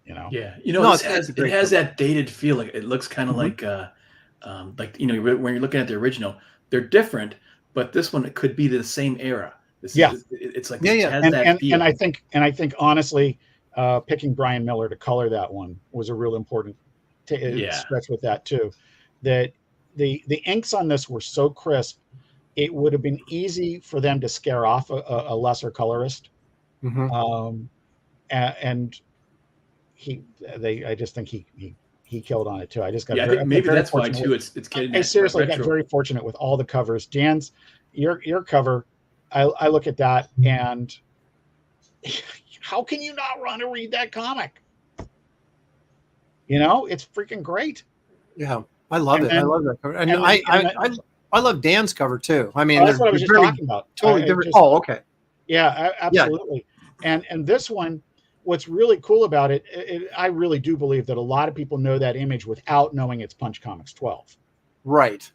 And, well, I mean, I got it wrong. I mean, I knew it, but I got it the wrong. I put it to the wrong comic, but it was there. It's in in your mind, if you're in your subconscious, shall we say? Jeff, I was saying the coloring in this, though, that you're so right. They could have ruined this piece so easily. It's retro. The colors are retro. Yes. Yeah. They're newsprint. Newsprint colors. I think that's absolutely right, Dan. One of the things about it, I just talked about being overwhelmed by it. They could have gone the opposite direction too. Somebody could have tried to overwhelm the greatness of this and not gotten where it was right off the bat. And Brian just nailed it. Brian's pretty savvy. And so is Brian suddenly old. He's mowing his lawn, but he's still got more to do. But so he's listening anyway. So it's kind of like a podcast. Wow. We're podcasting now. We didn't even know it. How about that? We got to talk louder. He's mowing his lawn. Seriously, like, I can barely sit here and mow his lawn and listen. And I came so close to doing yard work today. So close. I talked about it didn't quickly though. Yeah, she did. Oh, don't worry about it today. I'm like, well, okay. I was signing numbering prints though, so I was doing something. Oh my gosh, our house may never be the same. Boxes and boxes. Oh my gosh. I need like an office just to like store all the product and ship everything out. Of course, I'm not raking the cash that Ethan Van Sciver is, so I can't afford to do that. But maybe someday I won't wipe out our entire house with one of these. It's okay though. When's your stuff shipping? Well, it's funny you should bring that up. Dan. It's almost like we had it planned, Dan. Yeah, See I what have I did there? I have a campaign that I'll share real quickly before we get back Please. to you guys. It's called Wraith of God. Some people may know about it that watch the show. There we are. See, We're go to- my gosh, we're only go back. $17 away from 143. How about So that? get off that one. Get off what? What? Get rid of this. Click here. Won't that go away? I don't know. That doesn't. These are my editorial things here, but they don't. Doesn't reveal anything. I'm not doxing myself Okay. apparently. Well, So anyway, but yeah, so this is at the printers, Dan, and it. I signed off on the proofs, the actual printers proofs, last week. They gave me the date of June 10th, so we'll see if that they hold it or Ooh. not. You know, because they always do that with a caveat, right? It's like, well, we're going to get you this on June 10th, Plus or but minus 6 know, if there's paper problems or there's a supply chain issue or the press breaks down, you know, and I'm like, fine, whatever. So, but I've been pushing them very hard because they were trying to sell me on a, well, you know, 2.5 months. I'm like, no, Oh, there's no. no way. And if you want my business, you're going to have to do way better than that. And they did. But still, it was still 4 to 6 weeks. And you know, when they say 4 to 6 weeks, they really mean 7. So I'm just trying, if I'm lucky, to get them, you know, get it in 6, which would be from when I turned the actual, we set the date and turned the files in initially, would have been June 10th. So Wow. hopefully, because, you know, they're not just sitting there. The reason it's delayed, of course, is because there are printing jobs in front of you, right? So you get the proof approved, right? And they're saying, okay, we're ready to go, but we have 4 more jobs in front of you before we, so it just sits there for a month before they actually print it. Yeah. So I'm hoping that everything runs smoothly and we get it back on the 10th, and then we can start shipping that sucker out, because I want all these things shipped out before San Diego. I do not want, you know, that hanging over my head when I go to San Diego that I haven't got all the books shipped out. So, Hey, by the way, I did not switch my cover for the Dale Keelan cover. I kept yours. thank you. Thank you so much. I appreciate I know we always that. like I this. was- Oh, we got a new backer. Guess what they back? The cover I picked, I love that cover. The one with the you got the, you know, the There's Dale. square. That one, the one with the not that one, has the square in it. That one. The marble That's the one, one the I old love. marble. It's I love it. It's like so cool. It's retro, but it's modern. It's fantastically nuts. I love it. So Well, thank you. I mean, it was basically, obviously I didn't swipe it from Gil Kane, but it was inspired by Gil Kane. yeah. And classic Marvel, Gil classic did, comics. did like the majority of those covers that were in those box frames in 1972. They're almost all of them are Gil Kane covers, regardless of what book it is. And you're like, man, that guy was cranking out a lot of covers, but they're all so good. Very rarely did Gil Kane not do a really good cover. Yep. So I give that guy great credit for. Yeah, we had good teachers is what it really comes down to, you know. Yeah, that's those true. teachers, boy, But they're important. it's amazing you could do that many covers They are. and not have one that was kind of like, eh. But he just always seemed, he does the things that I like, which is like he would always have for the most part, he would have a large focal point character and then, you know, some smaller characters around him or whatever. There was always that big character for the most part, or that focal point. He never did like busy covers, you know. They were always, you know, like, I'm trying to think of an example, but, you know, Schomburg is a great artist, but all of his World War II covers, with the exception of All Select #1 and USA #7, all were like just tons of characters, and it was just crazy busy stuff going on in it. And I prefer to have like a big central character, or in this case, you've really got 3, but Esther, of course, in the foreground, you got this kind of little triangle thing going on here that sort of balances out the composition. But I mean, it's not a complex cover in terms, it's not busy or anything. And you can kind of focus on less is more. Less is more. more. I totally agree with that. I'm a fan of larger figures on a cover. Yeah, me too. When DC did a lot of those, you know, covers, and they had very small figures, and I thought, and I looked at Marvel. Marvel had these things popping off the page, and they're, you know, just were more dynamic, and they had I remember a phrase back at Marvel. They said, "Leave it open for color." So, you know, a lot of these characters have these colorful costumes, just draw it big, and all of a sudden you got blues and reds, and it's graphically, it's really attractive. It's powerful, you know. Well, some of the best covers, Iron Man #1 from 1968 is just a great Gene Colan cover, you know, just a big shot of Iron Man. Captain America 100, huge shot of Captain America.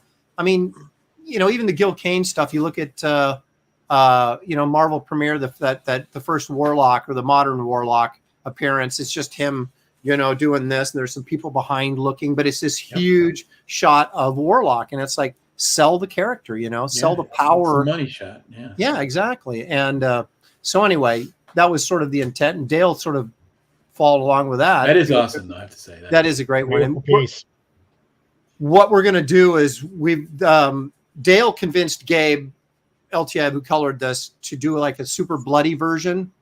And I wouldn't put it on the cover of the book because I thought it was just too bloody for the cover of my book. But it's a really cool image, right? I mean, his arms are covered and dripping in blood, and he's got blood smeared on his face. We're going to do a blacklight poster of this, and I think that's going to be really cool. So, that'll be for the next. Some kid's going to have that blacklight poster and be like, that'll be one of those nostalgia things. Like when they get to be 40, they'll be like, I got to get that blacklight poster again. You know? How much is it? 40 grand? I'll take it. I don't care. I'm getting it, man. Well, you know, those Marvel ones are not cheap. You know, the ones that, that they came out with. And I don't know, what year was that? Was it 70 or 71? Most of them are like, there's like the Kirby Doctor Doom, and there's those big posters. And I don't know why 72 is in my head, but it's right in that era. Yeah. Yep. Okay. I wanted to, Dan, you sent me this. Oh yeah. So I'm going to put one of the pages in the Retro Mariner story. It's part of this book. That's the first, that's a splash page. Okay. Now hang on a second. You're doing there's a backup story? Is that what you're telling me? Yeah. This is the story that Dan and I did for the Kent Menace book, but there's almost no overlap between our readers. And so we're putting it in this book too. That was one of our stretch goals that we already hit. Dan, I just love your faces. The girls' faces are so pretty, but even these guys back here are just great personality in those things. I just think that's awesome.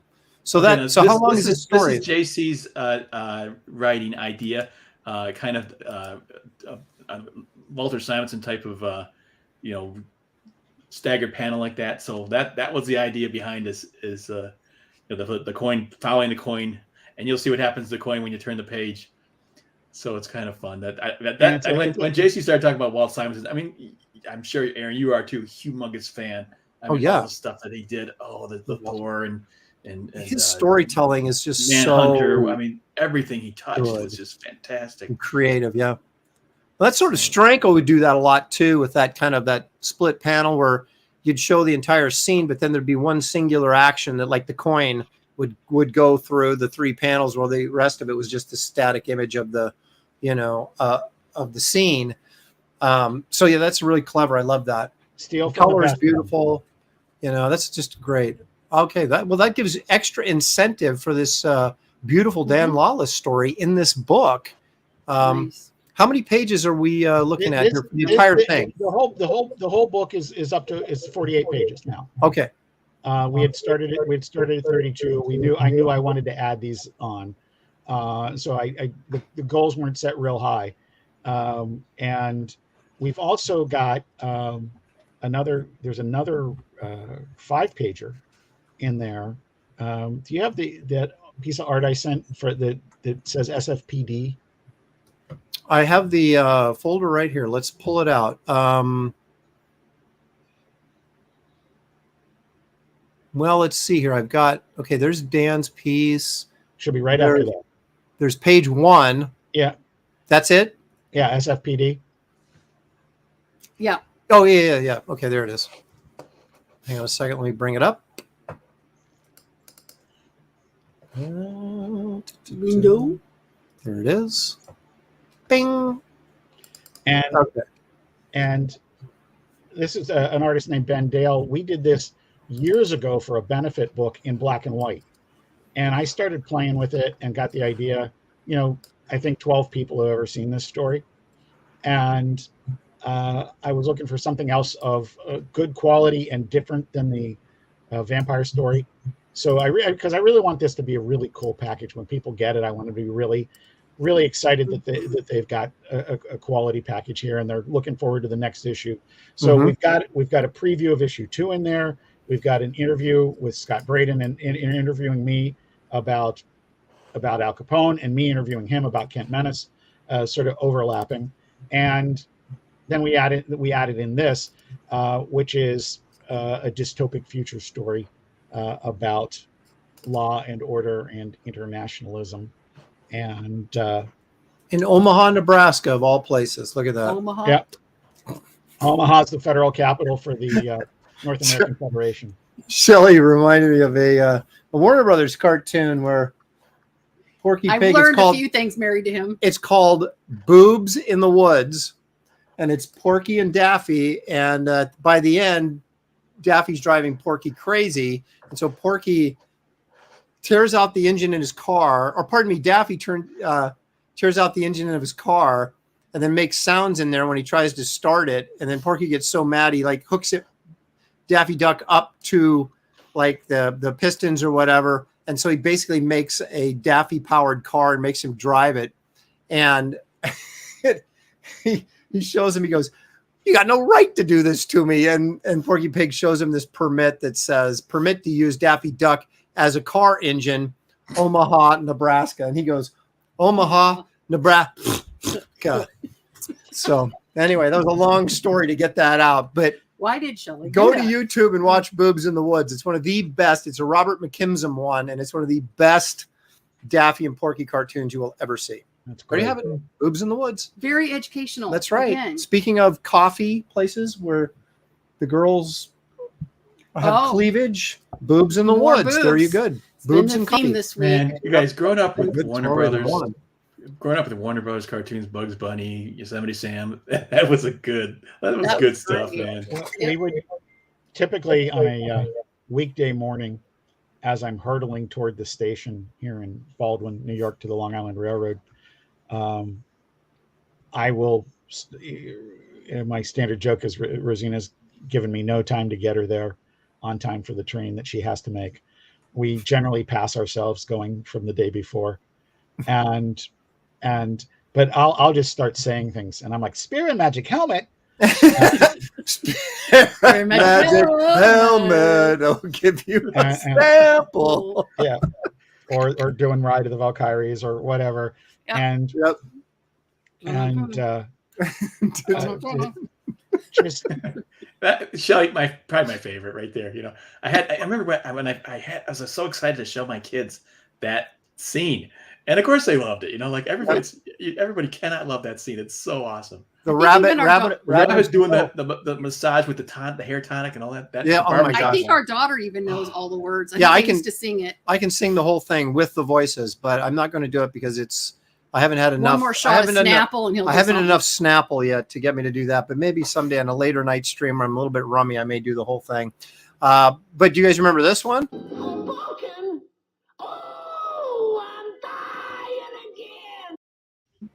That's the little 8-ball bunny, the little penguin, because penguins is practically chickens. And I hate to see chickens cry so much that I got to put them out of their misery. I was gonna say, I got to I eat don't them. remember that exactly. Oh, You don't remember that, Dan? Our poor Well, children. I think I had to see more of it. You know, 8-ball bunny, the little penguin. He has And a he- top hat. And he would cry yeah, ice yeah. cubes. Yeah. Yeah, I remember that. Oh yeah. And they were on the train because Bugs Bunny's taking him all the way to the South Pole. And by the time he gets in, Marlon Brando, Humphrey Bogart keeps showing up and like, "Hey, fella, can you help out hey, buddy, can you help out a fellow American who's down on his luck?" And he flips him a quarter and he's like, "Hit the road." Of course, that's from the Treasure of Sierra Madre, in case anybody was interested. But and then he finally gets to the South Pole and realizes that the penguin then shows him that he's part of a ice skating, performing circus in New Jersey. And that's when he goes, "Hoboken, ooh, I'm dying again." So anyway. I just thought it was a reaction to Hoboken. No, that too. When our daughter was little, I thought she was in bed, and I could hear these two laughing, and I would come up and she's sitting in front of the computer with him and they're watching Looney Tunes cartoons and she's supposed to be in bed. Mm. Yeah. She's now in college. Actually supposed to be coming home Tuesday. So that'll be happening again. You know, Yeah. what can I say? We raised her. Did you get in trouble, Aaron? What's that? Did you get in trouble? I did, but she got in trouble. She did the same thing with our son. They would be in. They're supposed to be going. She was supposed to be putting him to bed, and I hear them in there laughing their heads off, and I'm like, "Get that kid to bed!" Yeah. So it all evened out. It all evened out. But we spent a week in Hoboken one time with some friends of mine from high school that just happened to be living there. Was it only 2 nights? No, I said we spent a week there, but it was only 2 nights. But yeah. Anyway. But we were in Hoboken, and literally. And we were going into the Marvel offices in New York City on the train from Hoboken, into New York City. And literally every time someone said Hoboken, Shelley and I would go, "Ooh, I'm dying." And they'd look at you like, "What are you talking about?" Like, that'd be funny. That was a long time ago. That was You would have thought kids. You would have thought more people would I know didn't think about we were the married Hoboken thing. then. Yeah, we were engaged. That's how long ago that was. Yeah. We're still doing it, and it's still not funny. That's okay. But we're doing it on a YouTube channel, which makes it even worse. It's not just in the. Oh, there's evidence. Oh my gosh, that's right. We can't ever escape it. But yeah, that's. It's sad that you have to go out and buy that like DVD collection of all the Looney Tunes cartoons because you can't see them on TV, especially uncut. Yeah, that sounds ridiculous to say that. They cut the violence out, right? Because well, they are pretty violent. They are, but some of the but then we go, here's your Xbox hand, controller. We seem to have survived. Yeah, exactly. I was going to say, how many of us turned into serial killers by watching Looney Tunes? Probably not many people. Yeah, what are the chances that there's more than one of us on this show? Seriously, right? Oh, hey, there you go. You got a backer, Citizen Ronan, just back number 17 on Indiegogo. Thank you very much, Citizen Ronan. That's fantastic. All that hard work paid off, you guys. Thank you. Ooh, and Killer Squid. Okay, so let me clear. Killer Squid also. Oh. Yep. Oh, there you go. 16 and 17 on this show. Don't say that we don't have reach. That's Oh, awesome. bringing them in. We are just reeling people in. Oh, yeah. Hey, could you show? I got another page from that story. I think Yes, it's okay absolutely. I to want to reveal see it. it. This one's pretty cool, I think. Now, is this Manly Tales or is this from yours? No, this is still the same. It's this the Red being Al Roman. Capone. And anytime I have a big sound effect explosion, that's the sound effect. Yep. Now, did you get copyright clearance from Fragaboom for this? No, but I always acknowledge it. Yeah. I absolutely remember very early in my Overstreet career, like real early, being at a Pittsburgh con, and Dan just sitting at his table at the convention, just occasionally yelling that. Oh, funny. That is. Now, Dan, you tell me, this 3-panel sequence, just the way this character looks and the hands and everything, to me, has a real Wrightsony vibe to it. You better believe it. Would you agree with that? Okay. Oh yeah, good. I was. You know what it looks like? I'm thinking of these guys as I'm working. Yep. I'm thinking of Rosetta. I'm thinking of Wrightson. Yeah. Seriously, what this looks like to me is, it looks like Bernie inking Dave Stevens, colored by Joe Chiotto, circa Alien Worlds. There you go. I could not love that sequence any more than I do. To me, as an artist, God damn, the expressions are so good, and I love the color. I love your color sense because you're doing that. I mean, like we've talked about before on different streams, kind of that sort of Frazetta-y sort of color palette. Can I show you that one Kent Menace? This is not part of the campaign, but speaking of Bernie Wrightson, this to me, this image here. This was Bernie Wrightson totally, for me. Oh my gosh, yeah, like Captain Sternish sort of. Yeah. But it's also, it's got a little bit of a Bisley vibe too. At least this dude does. It's weird. Yeah, I'm bulking him out. That's for sure. Aaron, when you look at the hand. Oh yeah, that's a Wrightson hand for sure. Yep. Absolutely. But I see what you're talking about there, Aaron. A little bit of Bisley there. It's like Bisley versus animation, which is really weird. That's really great. I also got to say, I love the products in this piece. Oh yeah, this is what's so great about the internet. I mean, I can go back. I got the VO5 here, Buffrin, Robitussin. You can find the actual dated products. Tylenol, look at that stuff, and plop them in there. It's great. Advil's in there. Oh, that is just great, Dan. I just absolutely love it. Phillips milk of magnesia. I think they still make some of this stuff, but you know, some of it's, you know, they still make it, but these are old products, old labels, you know. Mm-hmm. So, That's anyways, so, that's not part of the this campaign, from? so I'm not gonna. What's this from? That's for Cat Menace. And actually, that's out right now in comic book shops. Yeah. Okay. I could actually show you the now it's not a comic book inside. There's prose writing in it. You know? It's combination comics and illustrated prose. Dan's story and my story here is, I think, the only full comic story in it. The rest there's of it the cover. That's the cover. Who publishes this? Who published this? American Mythology. Same folks that did my Stargate comics. And okay. And there's you know, I'm still doing my rights in Rosetta Bisley combination. Well, the reason also, I say, you know, here's the thing, it's great. I'm also pulling from like all these concept artists that are out there doing this incredible. You know, see these for the gaming companies. The art is incredible what they're doing, and you can pull, you know, look at that stuff and pull from that stuff too. So there's so much great art out there to look at and get inspired by. Put together a good image, you know. Yeah, it's because Bisley does a lot of his color schemes are very sort of have that Frazetta feel to them too, and that's kind of what, you know, made me think the bulkiness of that character in that previous shot, and the color scheme also is very, you know, Bisley does that kind of thing as well. So it's not so much the, you know, the drawing as it is just when I see stuff like this. I know some people get offended.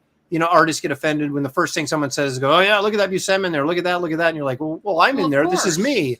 But we all have influences, you know, and I think we mean it as, you know, as a compliment. Well, to me, it's a starting point. So you get like you know, the Bill Sienkiewicz, you know, he's obviously came off Neil Adams. I came out of John Buscema, and you kind of like you put all these things together like a chemistry set, and so a little bit of there, a little bit of that, and you kind of form. And everybody does that. Frazetta had his influences. Bernie Wrightson had Frazetta. You know, Mobius had Hergé, and Hergé had Winsor McKay. You know, they're all, you know, kind of flowing together, and they're all good though. They all put their own twist on it and made it something interesting. So I don't care, you know, what he says. But I know it's a slightly annoying sometimes when they say that, like, oh no, this is me, you know. Yeah, but well, what drives me nuts is people. Go ahead. Sorry to interrupt. It's that fun thing of trying to spot the influences without saying like, "Hey, dude, you're aping this," and it's not it at all. Right. Mike Oeming, I think I'm one of the last people who sees that there's any Toth left in his artwork, but he used to be real influenced by Toth. I mean, they had corresponded and stuff like that, and he's obviously grown on his own since then. I can still see the hints of it, but he doesn't want any more. He doesn't want to get tagged with that. Right. And so I understand that. But at the same time, I look at this and I think basically, because I was, you know, when I was writing it and I was talking about, you know, Simonson and Miller kind of storytelling, I remember as these pages were coming in, I'm just blown away by them. You know, well, and whatever descriptions I come up with are field next to the pages themselves. Well, that's the thing. I mean, that's what I try to say, you know, oh, that's got a certain vibe to it or a certain feel to it, rather than saying, oh, that looks like Wrightson, you know, because it doesn't look like Wrightson, but you can tell the vibe that's in there, you know, that you know, that you're drawing, you know, some influence from into your work. And it's the same thing with me. I mean, I don't run from it. I used to be a little shy about it, but now I don't care. People say, well, that looks like Bernie Wrightson. I go, you're darn right it does. Not quite as good, but, you know, because when I do monster stuff, you can see the Wrightson in it. You know, it's just. But you know, it does start with that initial writing. And you know, Aaron, as an artist, you know that you're almost got to be a bit of a mind reader where okay, what do they really want? Where are they going? And then take them in the direction that they're going in.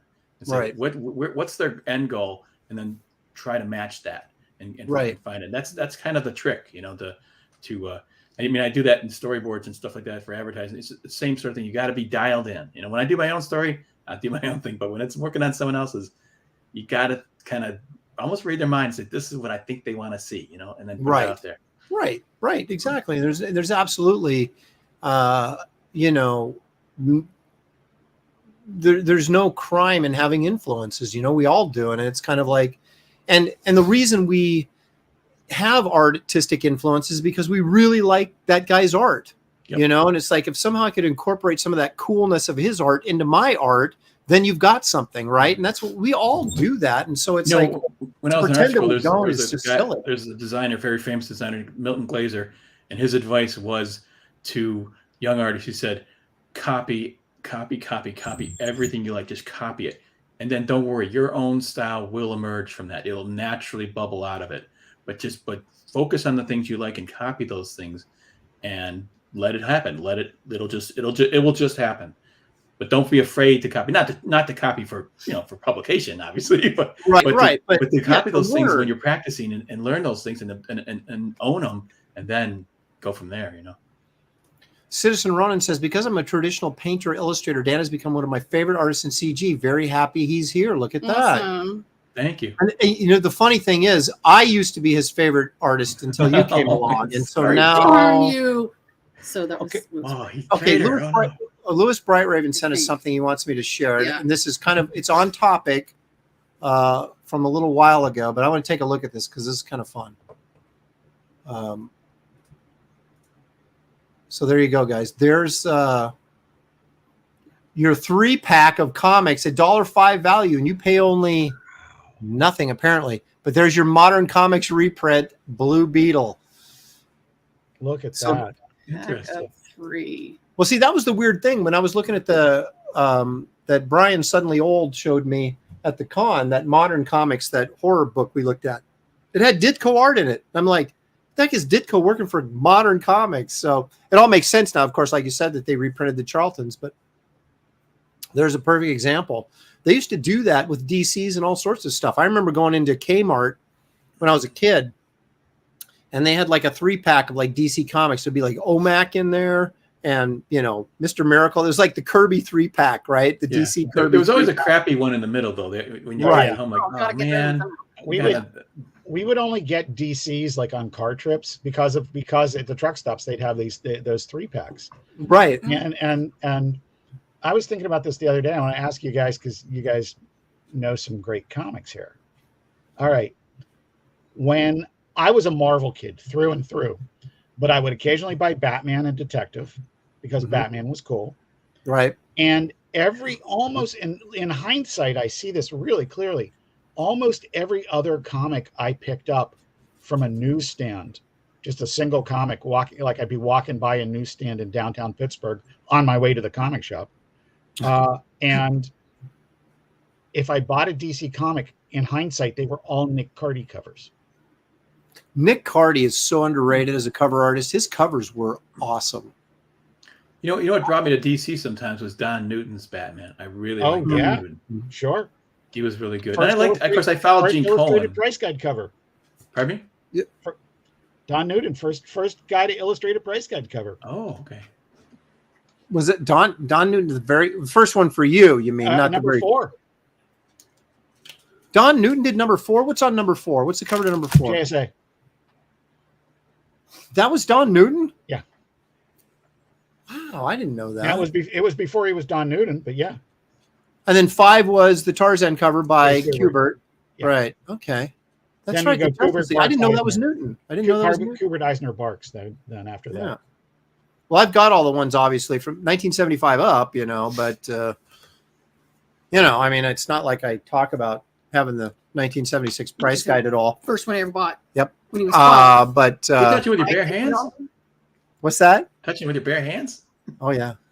Well, it's destroyed. I got as I got older, I took care of them. Most of the ones I have are in really nice shape, but like the first 5 or 6 really got abused when I was a kid, because I was flipping through that thing all the time, looking at the pictures of the old comics that I couldn't find anywhere else, and the comic book Price Guide is such a part of my growing up and the nostalgia of me growing up in the comic books. It's almost inseparable from the actual comics that I collect is the Price Guides, because they were I couldn't wait till every year I'd get the Price Guide so I could look up what my collection was worth, right? Did you guys ever get these? I got them. Yeah, those are awesome. Gosh. The greatest books ever published. Yeah. I got the Golden Age and the Marvel ones. Is that the one you used to quiz I got John 3. on it? Yes. Yeah, our son went, how old is he? Like, well, he was 5, third maybe? or fourth grade. And he would just go through it and point, and Josh would say, "That's issue blah blah blah, first appearance of blah blah blah." Yeah, and it was just like every night just. That's right. We'd read the Bible first, and then came out the Marvel photo guides. And he knew first appearance, and we had that little voice, first appearance. Oh, Green Goblin. Yep, that's right. Or the Blue Beetle. You know, Well, not the Blue we Beetle, raised but the these Beetle. children right. Looney That's right. Tunes That's- and comic books. Yep. That's phenomenal. I All think right, you let's- tried that with Sammy, and she was like, Yeah, "Eh." she's not. Aaron? Yeah. I actually have to step out for 2 minutes. Well, Can you make it a report quick down? 2 minutes. I will Clear make it trailer. a very quick 2 minutes. Okay. Not a problem. Not a problem. So, Dan, we can talk about anything we want to now. Actually, I've wanted you on the show to talk about your art technique. So I'm not going to dig into it here because I will save it for another time. We can just go one-on-one and talk about how you do what you do.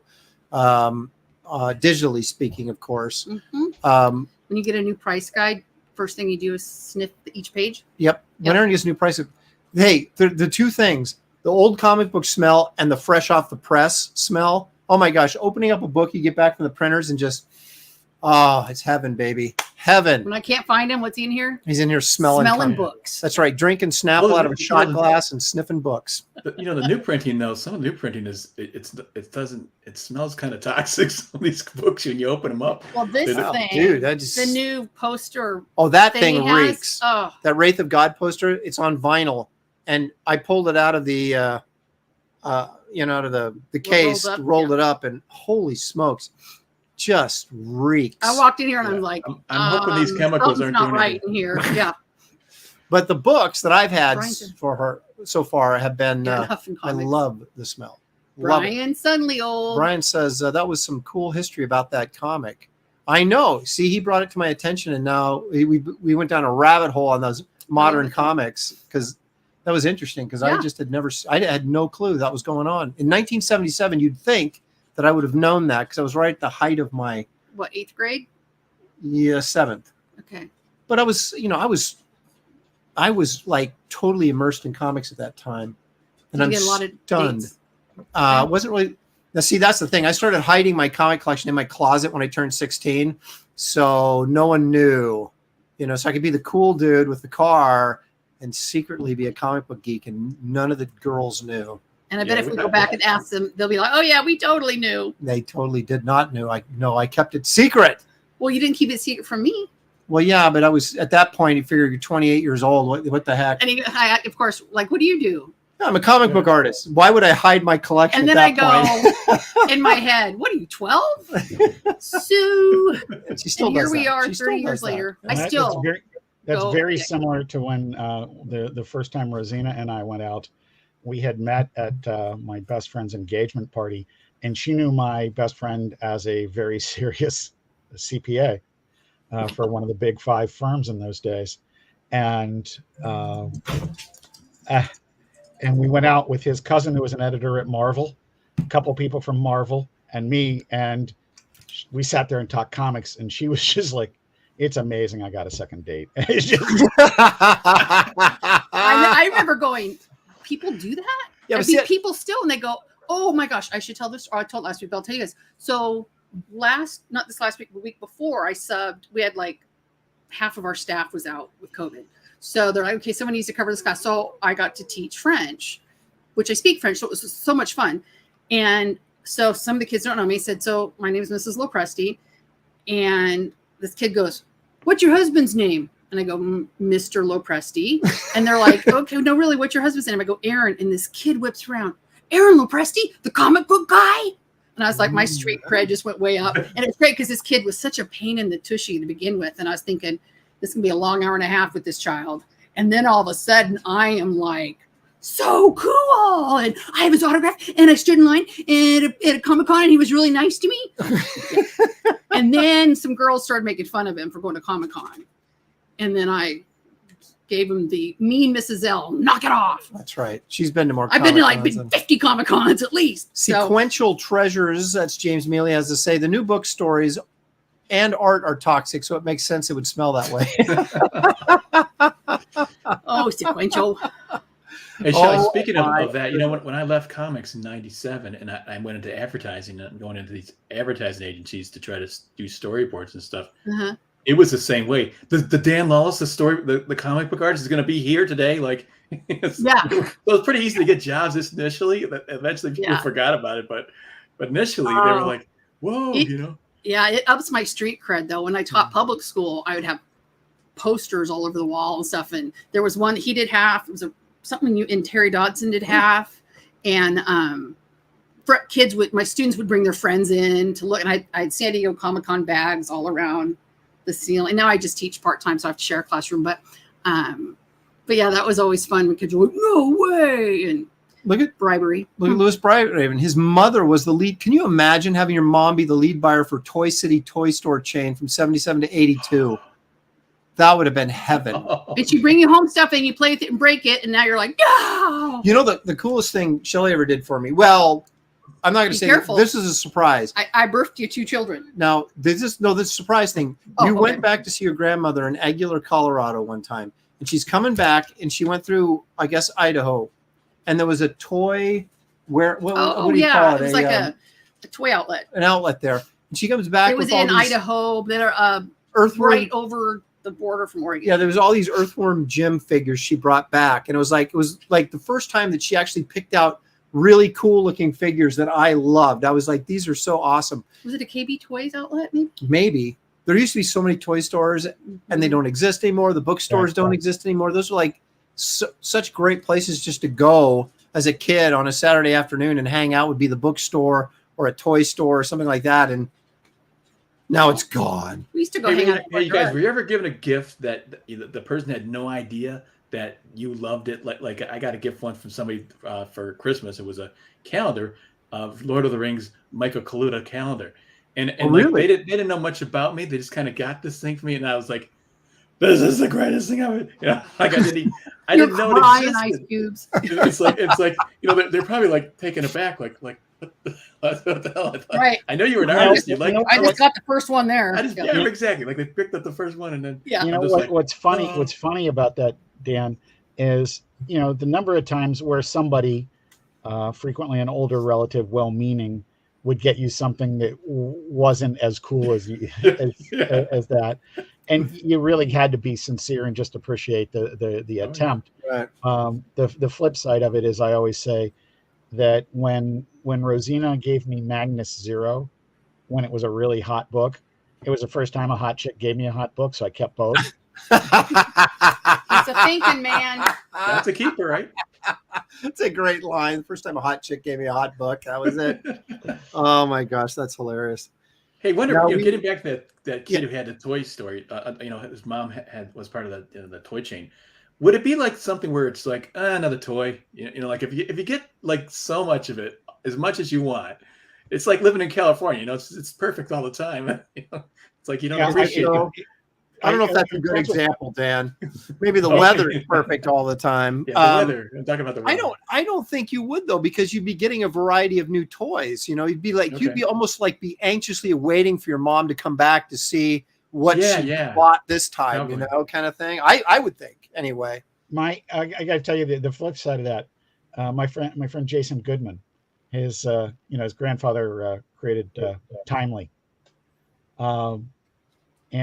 and so when Jason was little, he had all the Atlas Seaboard comics because that was Martin Goodman was his grandfather. Is that what you?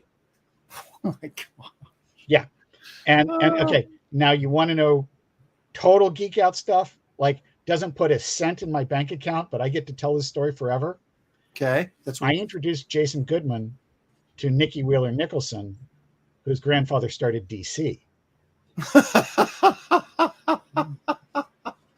Oh my gosh! How cool is that? That's pretty amazing, is what that is. That's like next level amazing. Tobias, the indigenous Ginger Patrick, has to say, "All hail the Shelley Show! Yay! Hail JC and Dan! Oh hey, Aaron, didn't see you there. Hail the Shelley Show!" I'm going to watch you flying away, Tobias. There you go. Oh, a little love for you. Such disrespect. Cool. Well, let's see. Louis Brightman says, "I wasn't a brat about it. My mother was very strong about showing me what toys were that were well constructed, which ones weren't, and why. Wouldn't let me geek out too much. That's cool. So you had to appreciate the engineering behind the toy you were That's getting. what I would have Cool. done. Yeah. Yeah, because now that's what I do. I have to look at stuff and go, I was analyze always the math and the physics and the. I was always such a amazed. geek. Our son, who's now a engineer, is he going to be 29? It's He's 29, July 4th. Crazy. But he was really into the Transformers and the Beast Beast Wars. And Man, I was the mom of a boy. I was like, yeah, he'd get frustrated I if he couldn't couldn't do do it. it. So he'd hand it to was me like, and I just those things were like Rubik's Cubes to me. I was like, I'd give him this giant dragon he got for Christmas, and like in 5 minutes he had turned it into a truck or whatever. And I'm like, how did you do that? He's was oh, really Dad, you just turn it here and it goes like this, and I'm like, what? It was just beyond me. Yep. It's getting to be that yeah. hour where the dog's Yeah. like, I haven't got any attention for a while. Well, ladies and germs, we're going to wrap this up. We've been going for 2 hours, and Hey, do you want to play the trailer? Or what's that? want to play the trailer? yeah, play the Oh. trailer, man. Yeah, thank you, Dan, for reminding me of that. This trailer. You'll see my whatever you think of my level of my pitch at the second part of it. The first is the work of Niall Scala, and it's close to genius if it's not genius. So you're saying the part that Niall did is great. The part Absolutely, you did, and the part of me is sincere, and it's absolutely true. Like, there's not an elaborate pitch for this. It's Al Capone. He's a vampire. If that doesn't grab you, this is like I got nothing else for you, right? one of the most truthful titles you're ever going to find. Well, let's take a look and see.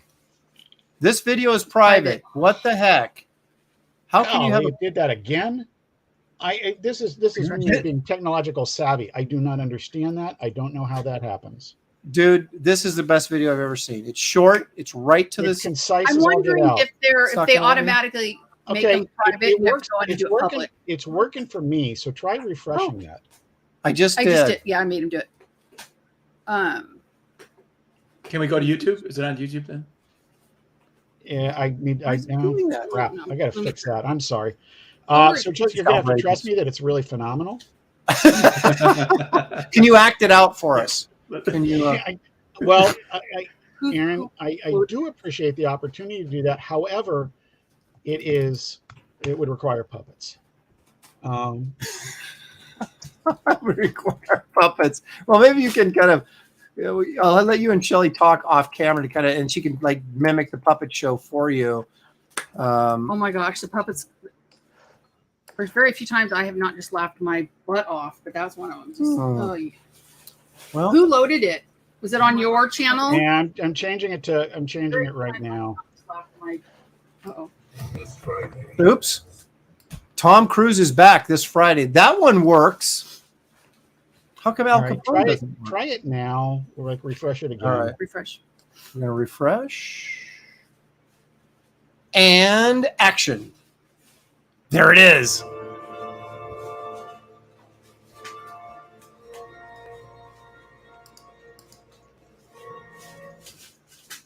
What are you doing? What happened? You clicked on it. There. Sorry. Is this showing up? Like full screen? Check on YouTube.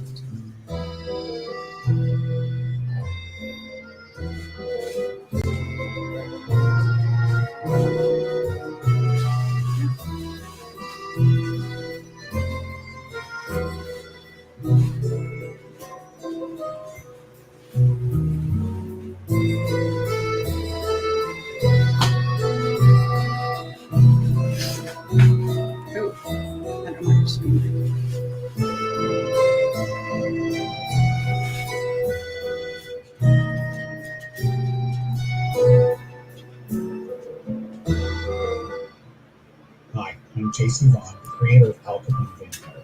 You know, some projects require an elaborate pitch. This one does not. It's Al Capone, and he's a vampire. But I promise our story has a lot more to it, too.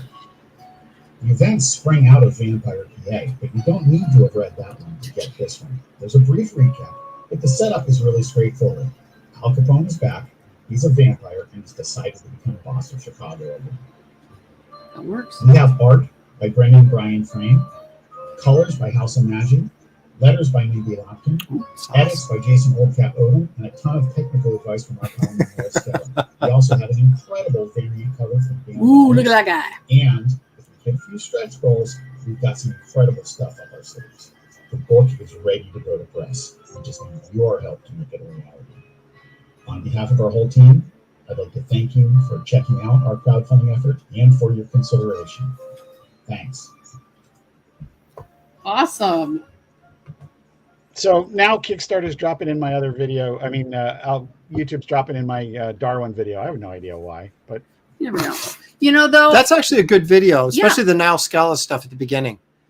yes, I would have loved to see you. You know, it's Done seamless. it with vampire teeth in, though. Yeah, or some blood come running down your face. So that'd have been nice. I think you, as if like a stretch goal, that you kind of redo your pitch with that, and then Yeah. that'd be good. And I love that shot of Dan, you know, looking all serious and sort of, I'm Dan Lawless, illustrator. and Yep. you're not. And you're not. Exactly. Exactly. I'm That's cool funny. and you are not. Oh, you know what we gosh. should do? We probably should just go ahead and refresh this and see. See Did what you already refresh? Oh, we did. Because it went up from 14 something to Remember 15. Yep, that's right. We It got takes we definitely got 2, and who knows what we'll get on the reruns. And I Well, we greatly do have appreciate every one of them. 17. Well, What we noticed, we did one the other day, that it took a while for the numbers to show up. yeah, when we on were doing Charlie's. Charlie's London, we were like, all these people went back, and we'd refresh, and there was like, where are the numbers? Where are the numbers? Yeah. But yeah, I want to encourage everybody to back this. This looks really cool. And not only do you have Al Capone Vampire, which should be the big enough draw on its own, but you also got a Dan Lawless story in there as well, and a futuristic dystopian Omaha, Nebraska story, which where else are you going to find that except maybe in Looney Tunes? So But I like too, you have twin artists. I saw that picture. I was like, that's right. I'm a twin. They must be brothers. Must be brothers. I'm a twin. So there's so much We're stuff. not artists at all. Well, I've been really super fortunate working with them. We did the first thing we did together was a newspaper strip, a Sunday-sized newspaper strip called Antiques that appeared in, was a romantic comedy mystery that occurred that ran in an antiquing publication, and we did I think 64 strips of those, and that was fun. And we've done online stuff. We've done this. And a few other things, and they just always kill for me. Yeah. You know, you seem to you come across to me, JC, as a guy that if fanzines were still in vogue, you'd be doing a fanzine every week. I could see that. Yeah, you know, At least once a month. the weird thing about it, the Overstreet Lost Universes book grew out of the Defiant stuff that I wrote for a fanzine, because I don't have enough to do. I've heard that. And slacking. Yeah, that's funny. You sit there, and the busier you are, but it's like, God, if I could only do this too, you know. And Yep. Brian, I know suddenly, he has to stay busy. I think or he Brian paces Suddenly it. Old here is kind of pledging that he Yeah. will hook up as soon as he gets paid to pick up your Al Capone Vampire. So there you go. Listen, everybody's welcome. We really appreciate everybody. Everybody on the team has really done their best with this.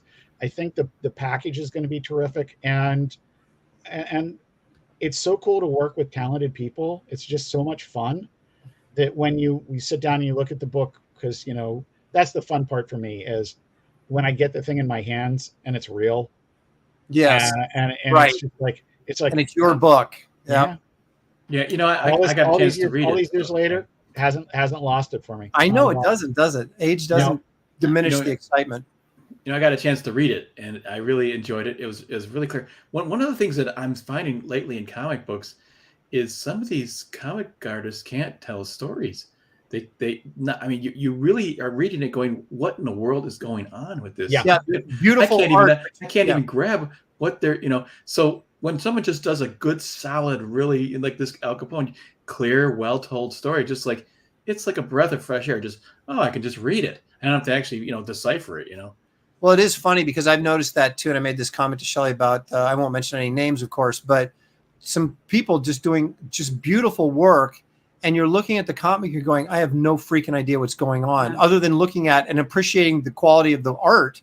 But the storytelling is not there. The story is like, what are they even talking about? You know? Yeah. And so you ends up becoming an art book for you because you can't really appreciate the story. And I think that's, you know, these type of books and the kind of thing that I try to pride myself in doing is doing clear storytelling. And Wraith of God, I want people to pick up these books and say, this is kind of a throwback. This is how it used to be when I would buy a comic off stands and could really get into the characters and get into the story. And you become a fan of that rather than just one part of the medium, right? Where you've got maybe a really great story, but some really horrible art, or you've got some really great art, but you can't make heads or tails of what's going on or the characters, or, you know, and it doesn't draw you in, because it's easy to look at art and say, this is really beautiful. But if the story isn't there or clear, or the characters aren't there, you don't get drawn into, so that you want to keep reading it. You want to know more about it. Boy, The storytelling itself, it must be effortless. You must there should never be any point where you go, huh? Or you have to flip back a page. Right. Always should be just like completely like brainless. You can go right through it.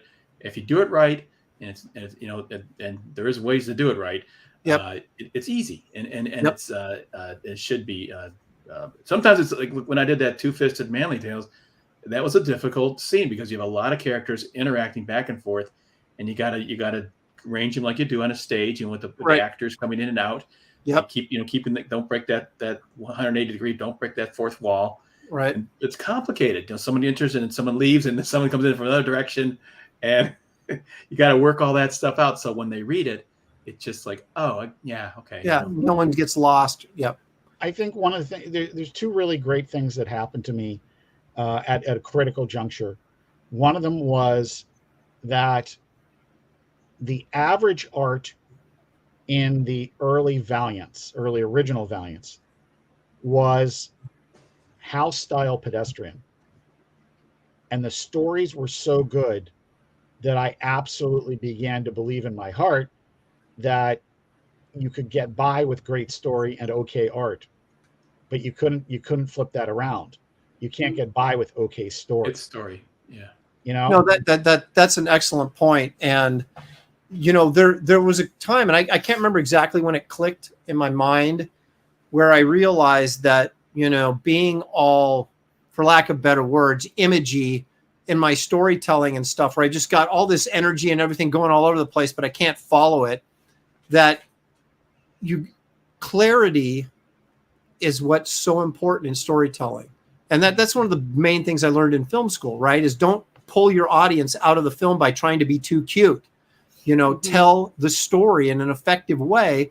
And if you can do some artistic things along the way that don't ruin the storytelling, then yeah, you do that to put your personality into it. But it never becomes more important than telling the story clearly to your audience. And that's I went back and started looking at Neil Adams' work again. And even though he did some funky layouts once in a while, for the most part, he was pretty standard in his layouts, but it's it was the shot within the frame that made it Neil Adams, right? That made it really interesting. Absolutely. One of the things, one of my writing partners and I had coined some phrases back when we were working together very regularly. And one of them was, mood is easier to insult than intelligence. And that's what you're talking about. Don't break the people out of it.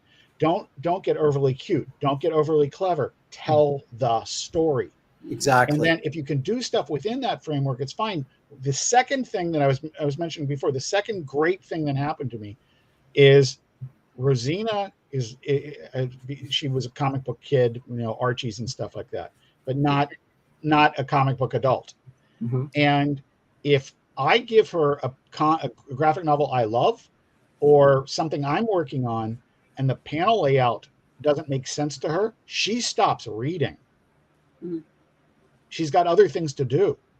Right. And I think that was the greatest thing that happened to my storytelling, was if it doesn't make sense, she's done. Yeah. Well, it shouldn't be that hard. You know, if you have to put that much effort in to figure out what someone's trying to tell you, then it's kind of like you're not interested in listening anymore. You know what I mean? It's like, that's it. And I think there's some real truth to that. And I think you almost have to sort of retrain the comic book audiences a little bit, because they're so used to this, you know, tremendous next level art with story that isn't really clear sometimes.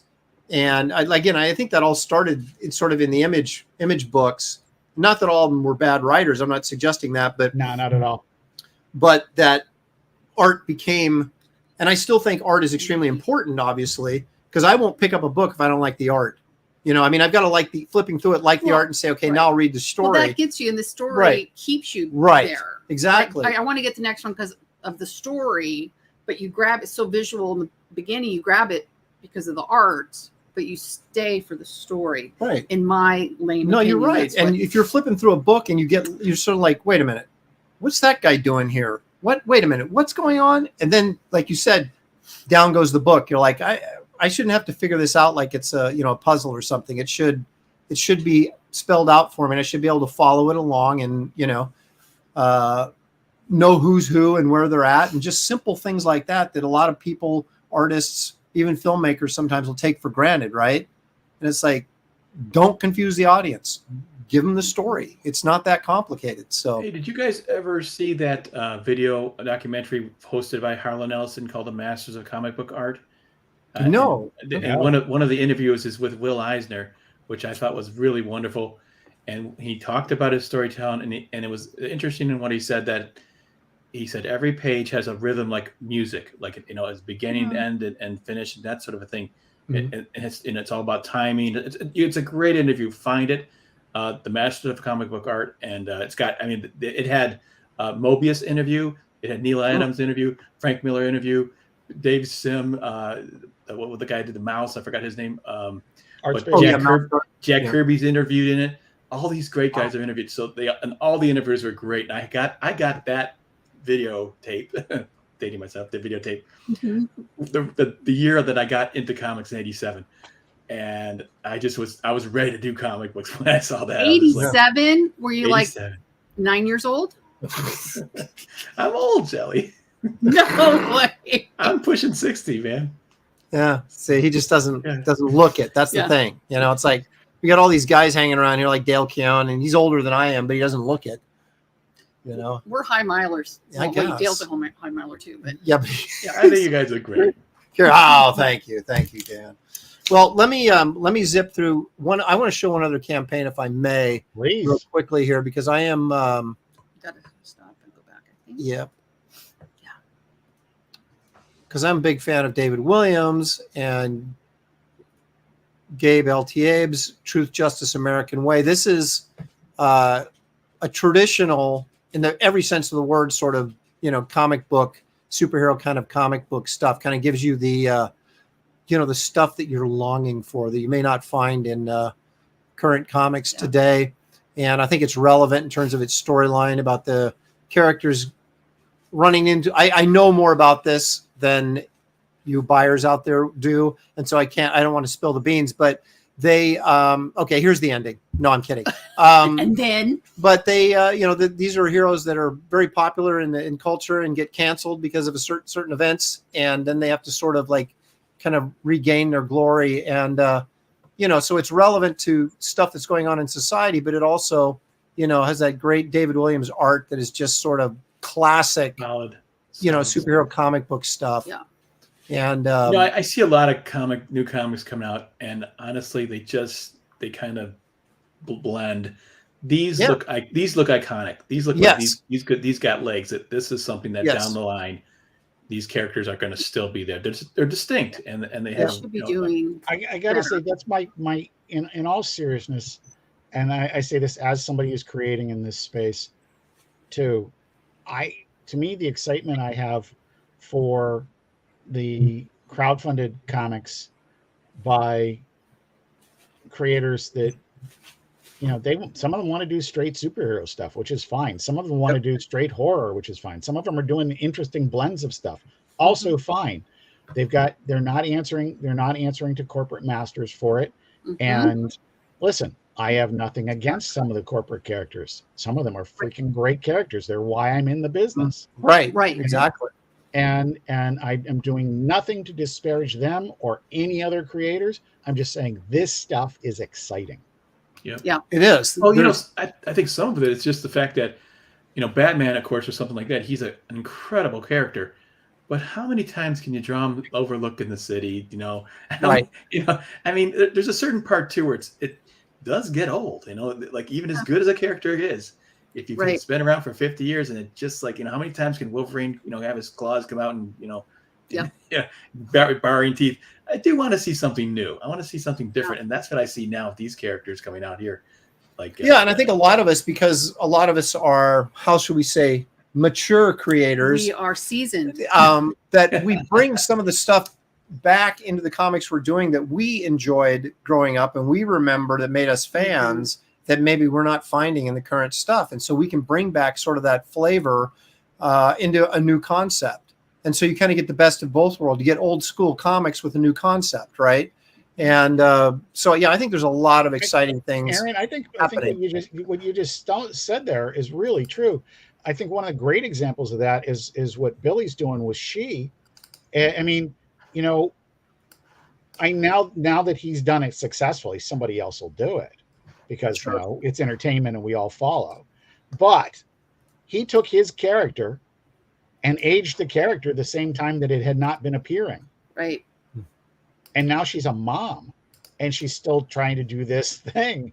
And it's the same character like all of us growing up, but it's different. It's more seasoned. It's more experienced. And it's a totally different vibe while telling the same story, which is just amazing. Yeah, and he has this life experience now to draw from too. There's nothing like that too. Right. Well, and I mean, this is interesting in that it's a little bit the Wild West of indie or the gold rush maybe of independent comics, and that we haven't seen since the late '80s. When the Ninja Turtles came out, and Lone Wolf and Cub, and Fish Police, and radioactive. Adolescent radioactive black belt hamsters. There you go. I knew I could get it out. Wow. The Tick, things like that. Spoon. Exactly. Yeah. And so we have an opportunity, I think, to kind of bring some new characters into the pop culture consciousness, and hopefully some of them will stick, and we'll be able to, sort of take back a little bit, at least our slice of the pop culture pie that we remember and we love about this medium. Yeah. And Aaron, but anyway, can you show my screen for a second?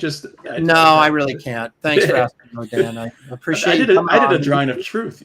No, we got to go. I'm sorry, we don't have time. There it is. Look at it right there. Beautiful. Wow. See, now you can see that's my take. And as every artist Aaron did his. Brian did his thing, and now I'm doing my thing. It's good. Every artist adds a little bit of a different feel. And that's what's exciting because you're going to have a lot of different people coming. Ethan may do one, and you'll see all kinds of development of these characters artistically, and it'll be fun to see what happens. Yeah. But because this looks different than David's back stuff. some excitement is nice. I mean, even for him, which then it just permeates everything. You're excited about the projects again. You're excited about where your story's going to go and what else you can do with it versus I got to get my page done today so I can invoice and, Well, and where's the anticipation of the next issue? I mean, how long has it been since you've had that? And I mean, granted, we're not kids anymore and things change and everything, but it's like I kind of miss that sort of waiting for the next issue of something to come out that I was so... Like even as an adult, when I was reading, say, X Factor, when the Simonsons were working on it, right? I was eagerly waiting for the next issue to see what would happen next, right?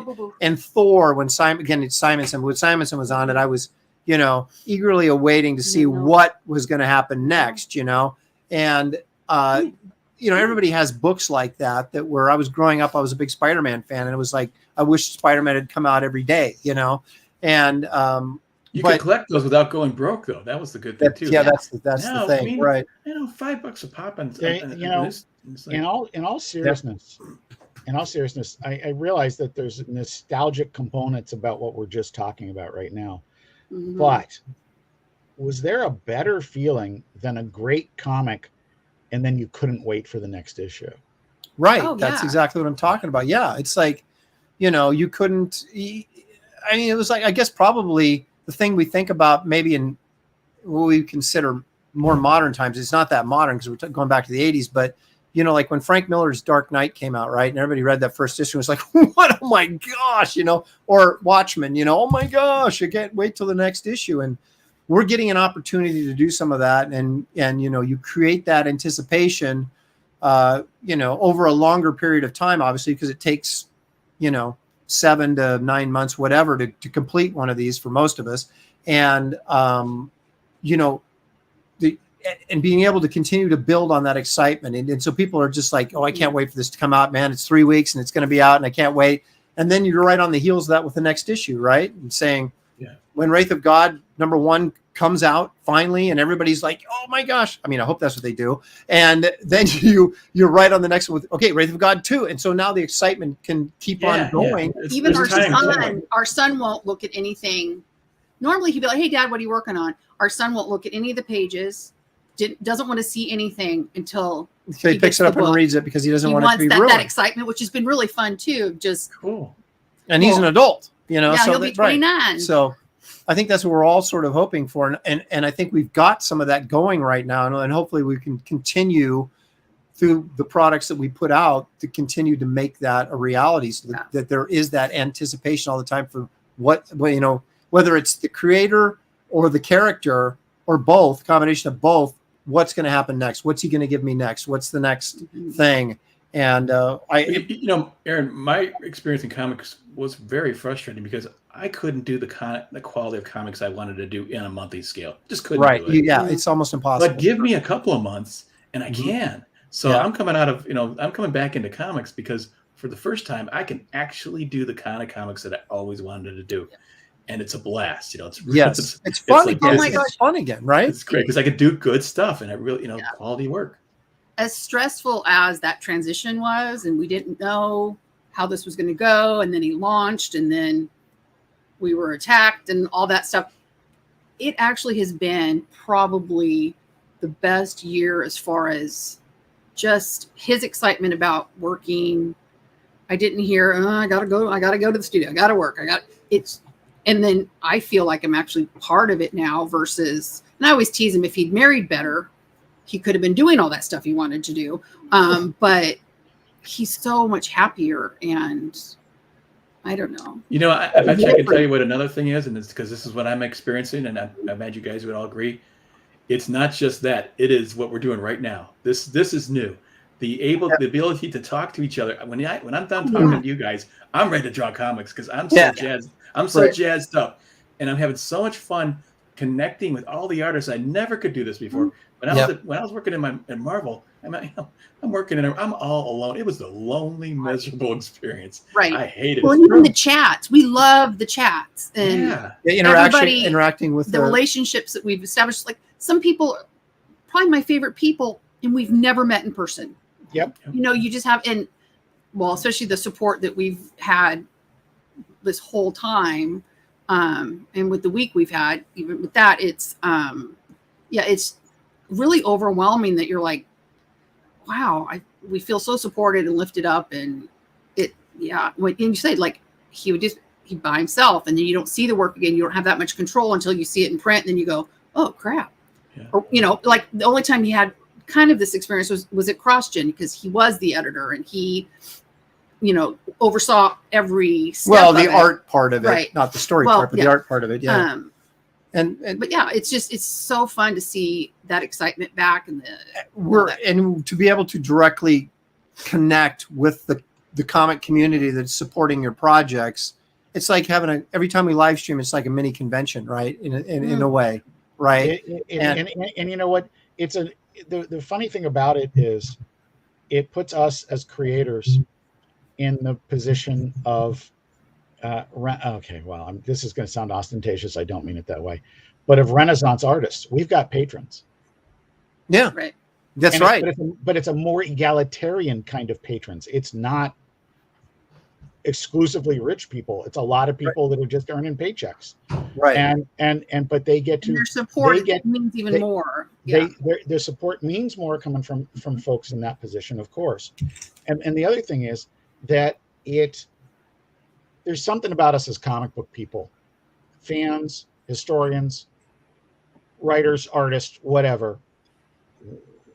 I think everybody's got this, but I think comic book people really have it. And so we want to be part of something. Yeah. And this is a creative movement. Yes. I think too is it also does it have something to do with this concept of the hero? The hero is a noble concept. Yeah. And I think everybody's drawn to that because you want justice in the world. You want to see the good guys win. And here's a good place where it happens again and again. It's kind of nice, you know. Absolutely, Dan. That's exactly right. If you think about it, we live in a world that is supposedly super polarized, and supposedly people don't want this or that. But why are police procedurals so dominant on television? Because people want to see good triumph. Yeah. Well, that's always been that's the purest form of comic books, is what they've always been about, right? Good at triumphing over evil in a way that even during, the heyday of comics in the golden age during World War II, we had kids at home that, maybe couldn't even process what was really going on in the world, but they knew who the bad guys were and they knew who the good guys were. And obviously you want the good guys to win. So you read these comic books where you see these heroes beating up the bad guys all the time. And it gives you that hope that, you know what, the good guys are going to win. And that's something that we've never lost, I don't think, culturally. It seems to be out of comics right now, unfortunately, in a large part, not maybe exclusively, but in a large part.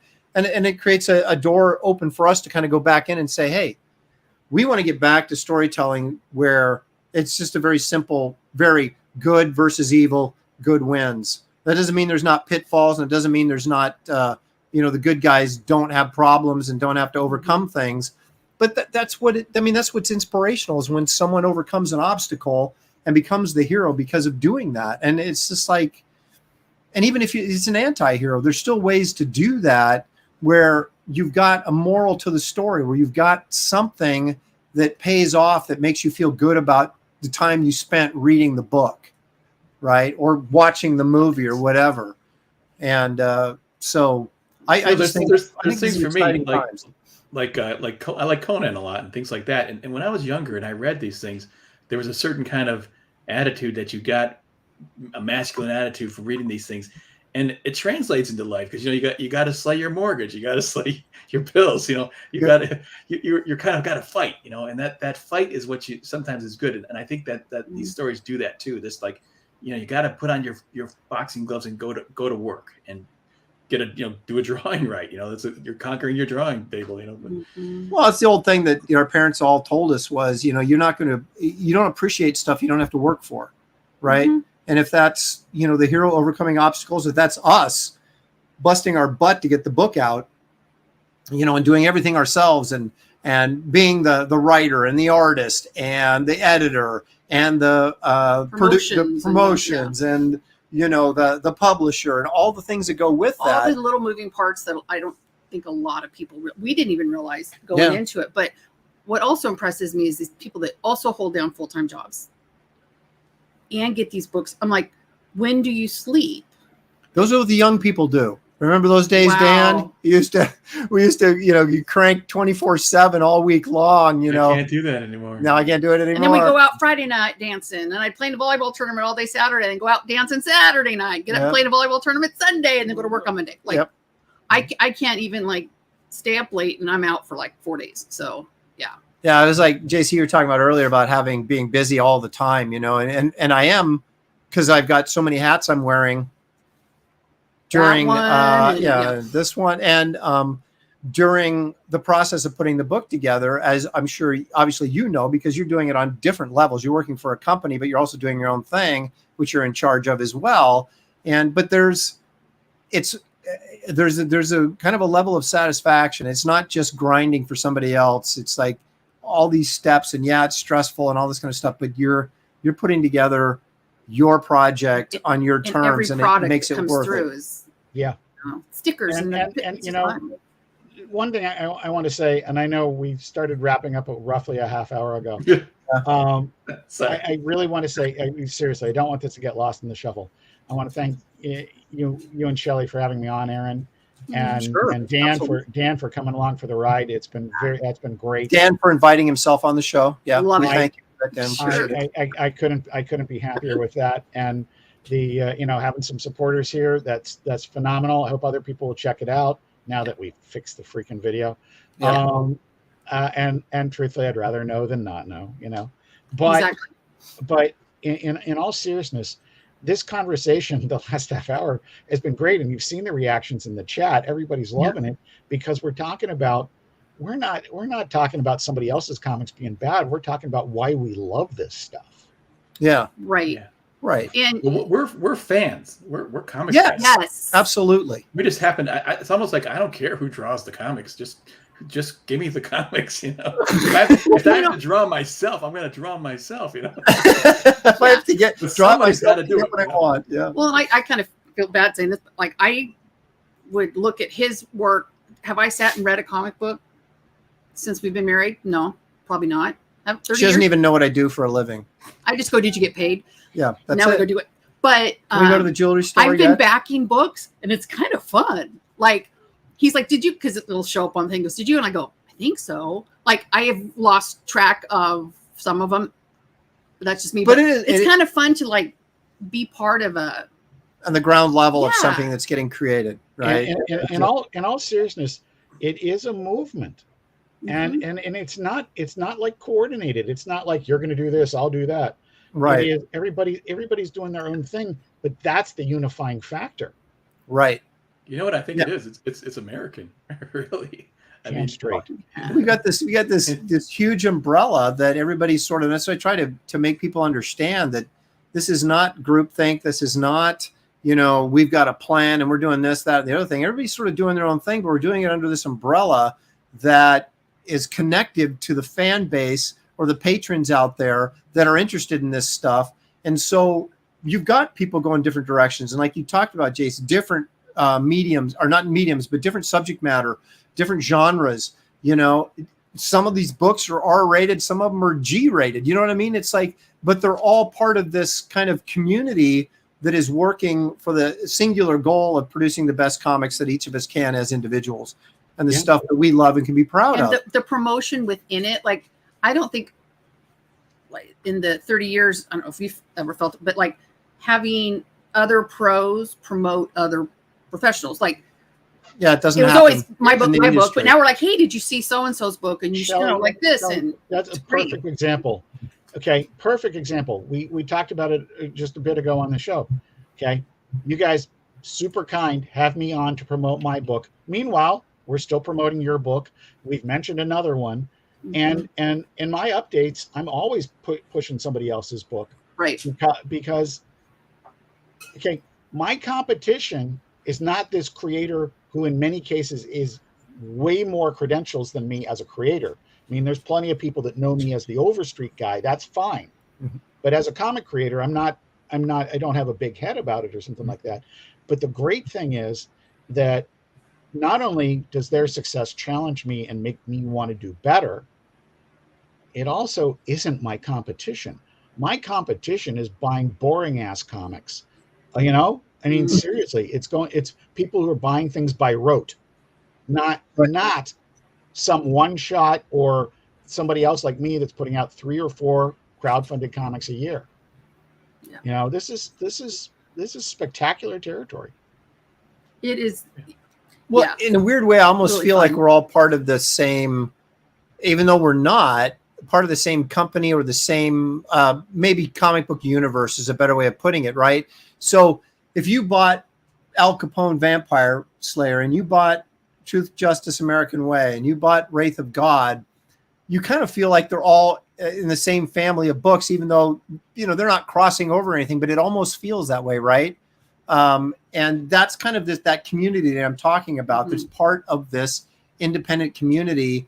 Some people, are just adamant, Comicsgate people. Other people are like, I'm not labeling myself, but I'm still part of this community. So there's room for this kind of stuff. And we all sort of fit, like I said, under this giant umbrella, kind of doing our own thing. And it's up to the buyer, the patron, to decide if this is the direction they want to go or not. But I do think that this community that we have as creators involved in this movement helps bring patrons from one book to another book to another book. Yeah, right. I do too.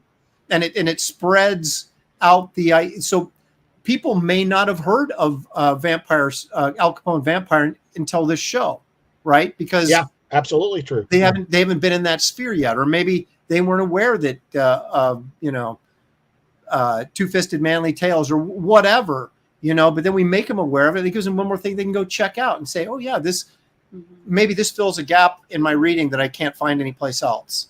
Right. And so I just think we're, by helping each other out, we're helping ourselves as well. And, you know what I mean? And if I could be so bold, it's not just helping us out, it's helping comics, because it's giving fans. And I really believe this, and it's hard not to get up on a soapbox, and I really don't want to sound all pompous. Do it. But in a lot of these cases, it's all of us doing our best, because if we don't get another shot at it. Yeah. This is not a monthly assignment from Marvel or DC or anybody. And again, it's not speaking negative of them, but this is saying we're taking our livelihoods in our hands. Right. Yes. Yeah. You know, isn't it exciting to bring in maybe the possibility of bringing in a whole new generation of readers? I mean, because we grew up on them. I was a Archie's Richie Rich kid, and then, you know, the excitement that he's passed on, like, to our son, who's now a collector and all. But, you know, we may be having grandchildren soon.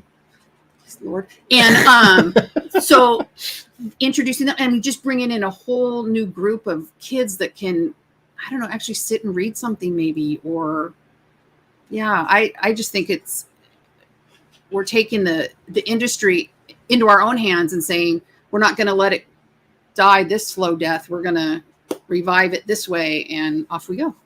You know, it's interesting is this fan involvement is so new. And I don't think anybody really knows how it works fully yet, because I put up drawings, and someone will say, "Hey, that arm looks a little funny," and they're surprised. I go, "Yeah, you're right. I'm going to redraw it." You know? and they're like, "What?" Right. We ask opinions of. I mean, even because I do beanies or baseball caps. Should we do? You know, like, you don't have to be a great artist.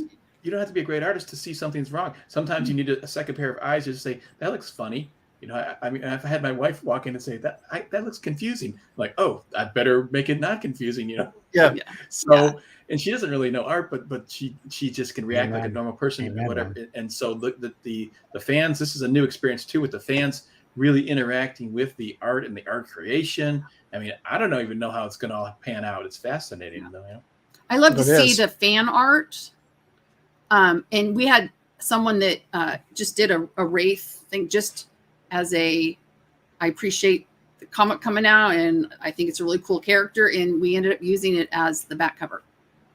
That's cool. Dawn draw stuff. Yeah. So Dawn draw stuff. You know, and that's the funny thing. That's the exciting, another aspect of this, that as we continue to go on, even though I've signed off, but we, when you see your character that you've created, and then you have, like, you know, other people now drawing it and posting it online and stuff, that's what makes a character stick in pop culture, right? And you start to see that and you go, okay, this guy isn't drawing Spider-Man anymore. Now he's drawing Wraith of God, or maybe he's drawing Al Capone Vampire, or, you know, maybe he's drawing Truth, Justice, American Way, one of those characters, or Cyber Frog, or whatever the character may be. And that's how these things start to become part of pop culture. And then you can start, people start saying, hey, what's that? I'm going to go check that out. And you start drawing in more and more and more. And you get the big audience that we eventually all hope that we have, right, for these things. And so it is exciting to see this stuff kind of take shape and happen this way. Mm-hmm. Yeah, really fun. For sure. All right, gentlemen, I am going to wrap it up now, because gosh darn it, we got to get dinner at some point. If we wait longer, we'll just go to bed without dinner. Are you guys going to be at San Diego? He is. I am. And maybe that's a good segue to, should I do my thing? And then. Yeah. Shelley, go ahead. And if you want to give an update on your health situation, because many people are asking about that, but go ahead. Gosh, it feels really weird, but no, I just want to say thank you. So many people reached out and lifted me up. So if you don't know, I was diagnosed with breast cancer this week. And so we see the surgeon on Tuesday. Moved me up a little bit because it's a little bit bigger than they thought originally. But so yeah, don't know what's going to happen, but it'll be fine either way. No, yeah, a lot of people have reached out over Yeah, social media thank and you. stuff for support and stuff, and we really appreciate it. It's been here I go, really giving me strength. And because I'm sure you guys are like, the shock is starting to wear off when you're like, oh crap, okay. And we don't know what's going to happen or what any treatment's going to be, but it's just been overwhelming to have so many people reach out, and people that don't know me, and they're just like, you got this, or especially people that we've seen in our chat over and over, and feel like they're our friend group too. And thanks, Geek Avenger. But yeah, so never thought I would be saying those words, but yeah, and so again, gentlemen, make your women get those mammograms, because that's the only way I knew. And if I had waited until I had found it, it would have been a bad situation. So it was invasive, grade 2 invasive ductal carcinoma. And yeah. So we'll find out more next week, and we'll keep people updated. But I think that's another great example of what this community can be beyond just, selling comics or art. Yeah, and it's just we're involved. It's on a personal level. Yeah, I saw when you posted that, and I have to say, I was quite taken with the level of response just on Twitter, which we all know can be relatively negative. Oh yeah. It was a standout, and makes I mean, it does not make the situation any less tough for you, any less scary. But at the same time, when you hear people who have supported your campaigns, and that's with money, saying that they're going to be praying, that's got substance to it. Yeah, they at the biopsy, they did my blood pressure, and it was totally fine. And they're like, "You nervous?" And I go, I mean, it's not like this is my third time having biopsies done, so I was kind of like, I got this.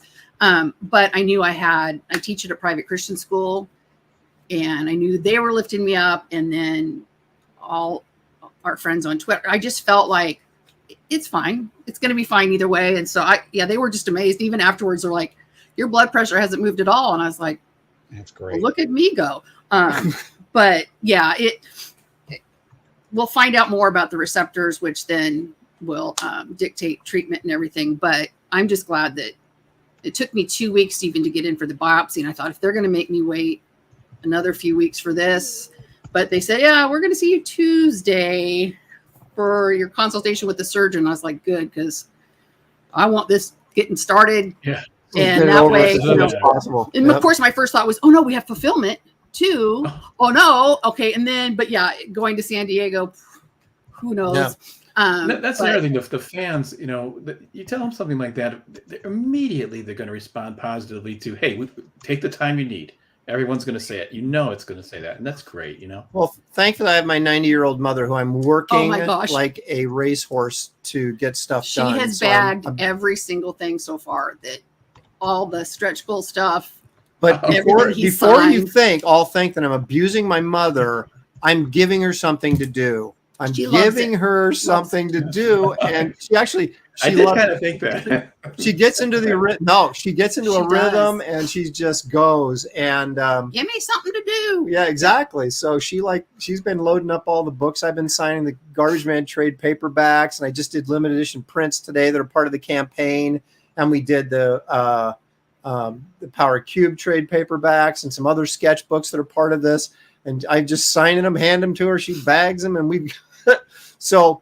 Yeah, those books will be getting out, and like I said, we don't know what's like I said, treatment options, everything going forward. We play it day by day, but we do appreciate all the positive support. Oh, so much, and the prayers and everything else, and you guys have been awesome. So. Had kind of a rough night in the middle of the night last night, and I just opened up the iPad and just started reading them, and it just, like I said, you feel the lifting up and the support, and I don't think I could be as okay with it, other than this little last crying bit, as I am without that feeling of, you feel so alone. But so many people have like, oh my gosh, two of my girlfriends this, and here's their number. And I got more people that I could call, even just friends that we've met here. They're like, you just need to cry or vent, give me a call. And I'm like, okay. That's But a so far, wonderful life. It's like Oh my It's a gosh. Wonderful Life. Oh Yeah. my gosh. Yes, absolutely. It's just So, like that, right? You think you're all alone, and you realize you got more friends than you ever could have thought you would have. right. So, but anyway, That's amazing. thank you so much. Especially being a teacher, you probably touched a lot of lives throughout the years. That's I for hope sure. so. I have to go. Some of my students know. I kind of told because I had to be gone on Thursday, and so you don't know. I don't know that I'll be able to finish the year. But I mean, I have 21 students total. I teach, at a small school, but they're just the greatest kids, and I've probably taught thousands in my public school times, and it's really cool. Some of them still bring their babies over now that they're older and making us really feel old. Yeah, remember when I was in high school? Now here's my child. And You're so like, what? I always tell them on Facebook, I can be your friend. I'm not your friend now. I'm your teacher, but I'll be your friend when you graduate. And so it's been really cool to watch them just become these young adults and all that. By the power of White Claw. You are. That's the other thing I'm known for is my love of the White Claw. I love it. All right. Well, let's wrap this up, guys. It's almost 8 o'clock Pacific time, and it's really late wherever what are you you're making for at. dinner? So I don't know. We'll figure it out. Probably Taco Bell. Taco Bell. I knew it. We want to get them as a sponsor. I'm working hard to get Taco Bell as a sponsor. And White Claw. And K Jewelers. But anyway, I want to remind everybody, make sure you back Al Capone Vampire. Number I'm gonna one, do it right now. make sure that you back Truth, Justice, American Way. And if you haven't backed Wraith of God, check that out as well. I'd appreciate it. We thank you, JC VAUGHN, Mr. Overstreet Guide himself, for joining us again. We always love having you join us and talk. You're such a wealth of knowledge. And Dan, So much fun. we're glad that you finally got you on here, and we'll do another good. show just with you, and we'll do a deep dive into your techniques. I'm curious about because one thing I don't know is digital coloring very well, other than what little I can do in Photoshop. So I'd be very interested in talking to you about your digital art. Talking to JC is like talking to the encyclopedia of comic books. I know, it's awesome. They could do like a live stream. It'd be like those puppy ones where they're sleeping. I mean, how many stories must you have of comic book artists and creators? The coolest thing is that my job working with Bob Overstreet and working for Steve Jeppe has afforded me the opportunity to meet so many people, and some of whom I would have met just being a fan, and many of whom I wouldn't have met. And it's just cool. Now, the funny thing to me is, Aaron, I know that you said you've got a learning curve on computer coloring, but nobody who looks at the EC cover you did for us is going to believe you. I was just going to say, make sure you order that with Aaron's cover. Oh, thank you. And again, I mean, that's you. what that price guide is so 1976, the first one he ever bought when he was 12.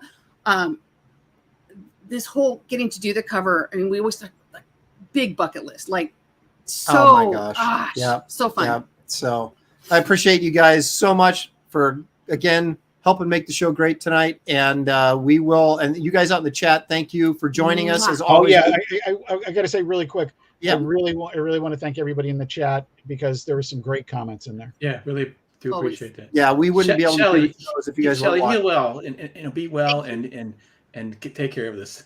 I will. All right, guys. Thank you, everybody. Have a great Sunday evening, the rest of your evening, and have a great week ahead of you. We appreciate you, and we'll see you soon. Mwah.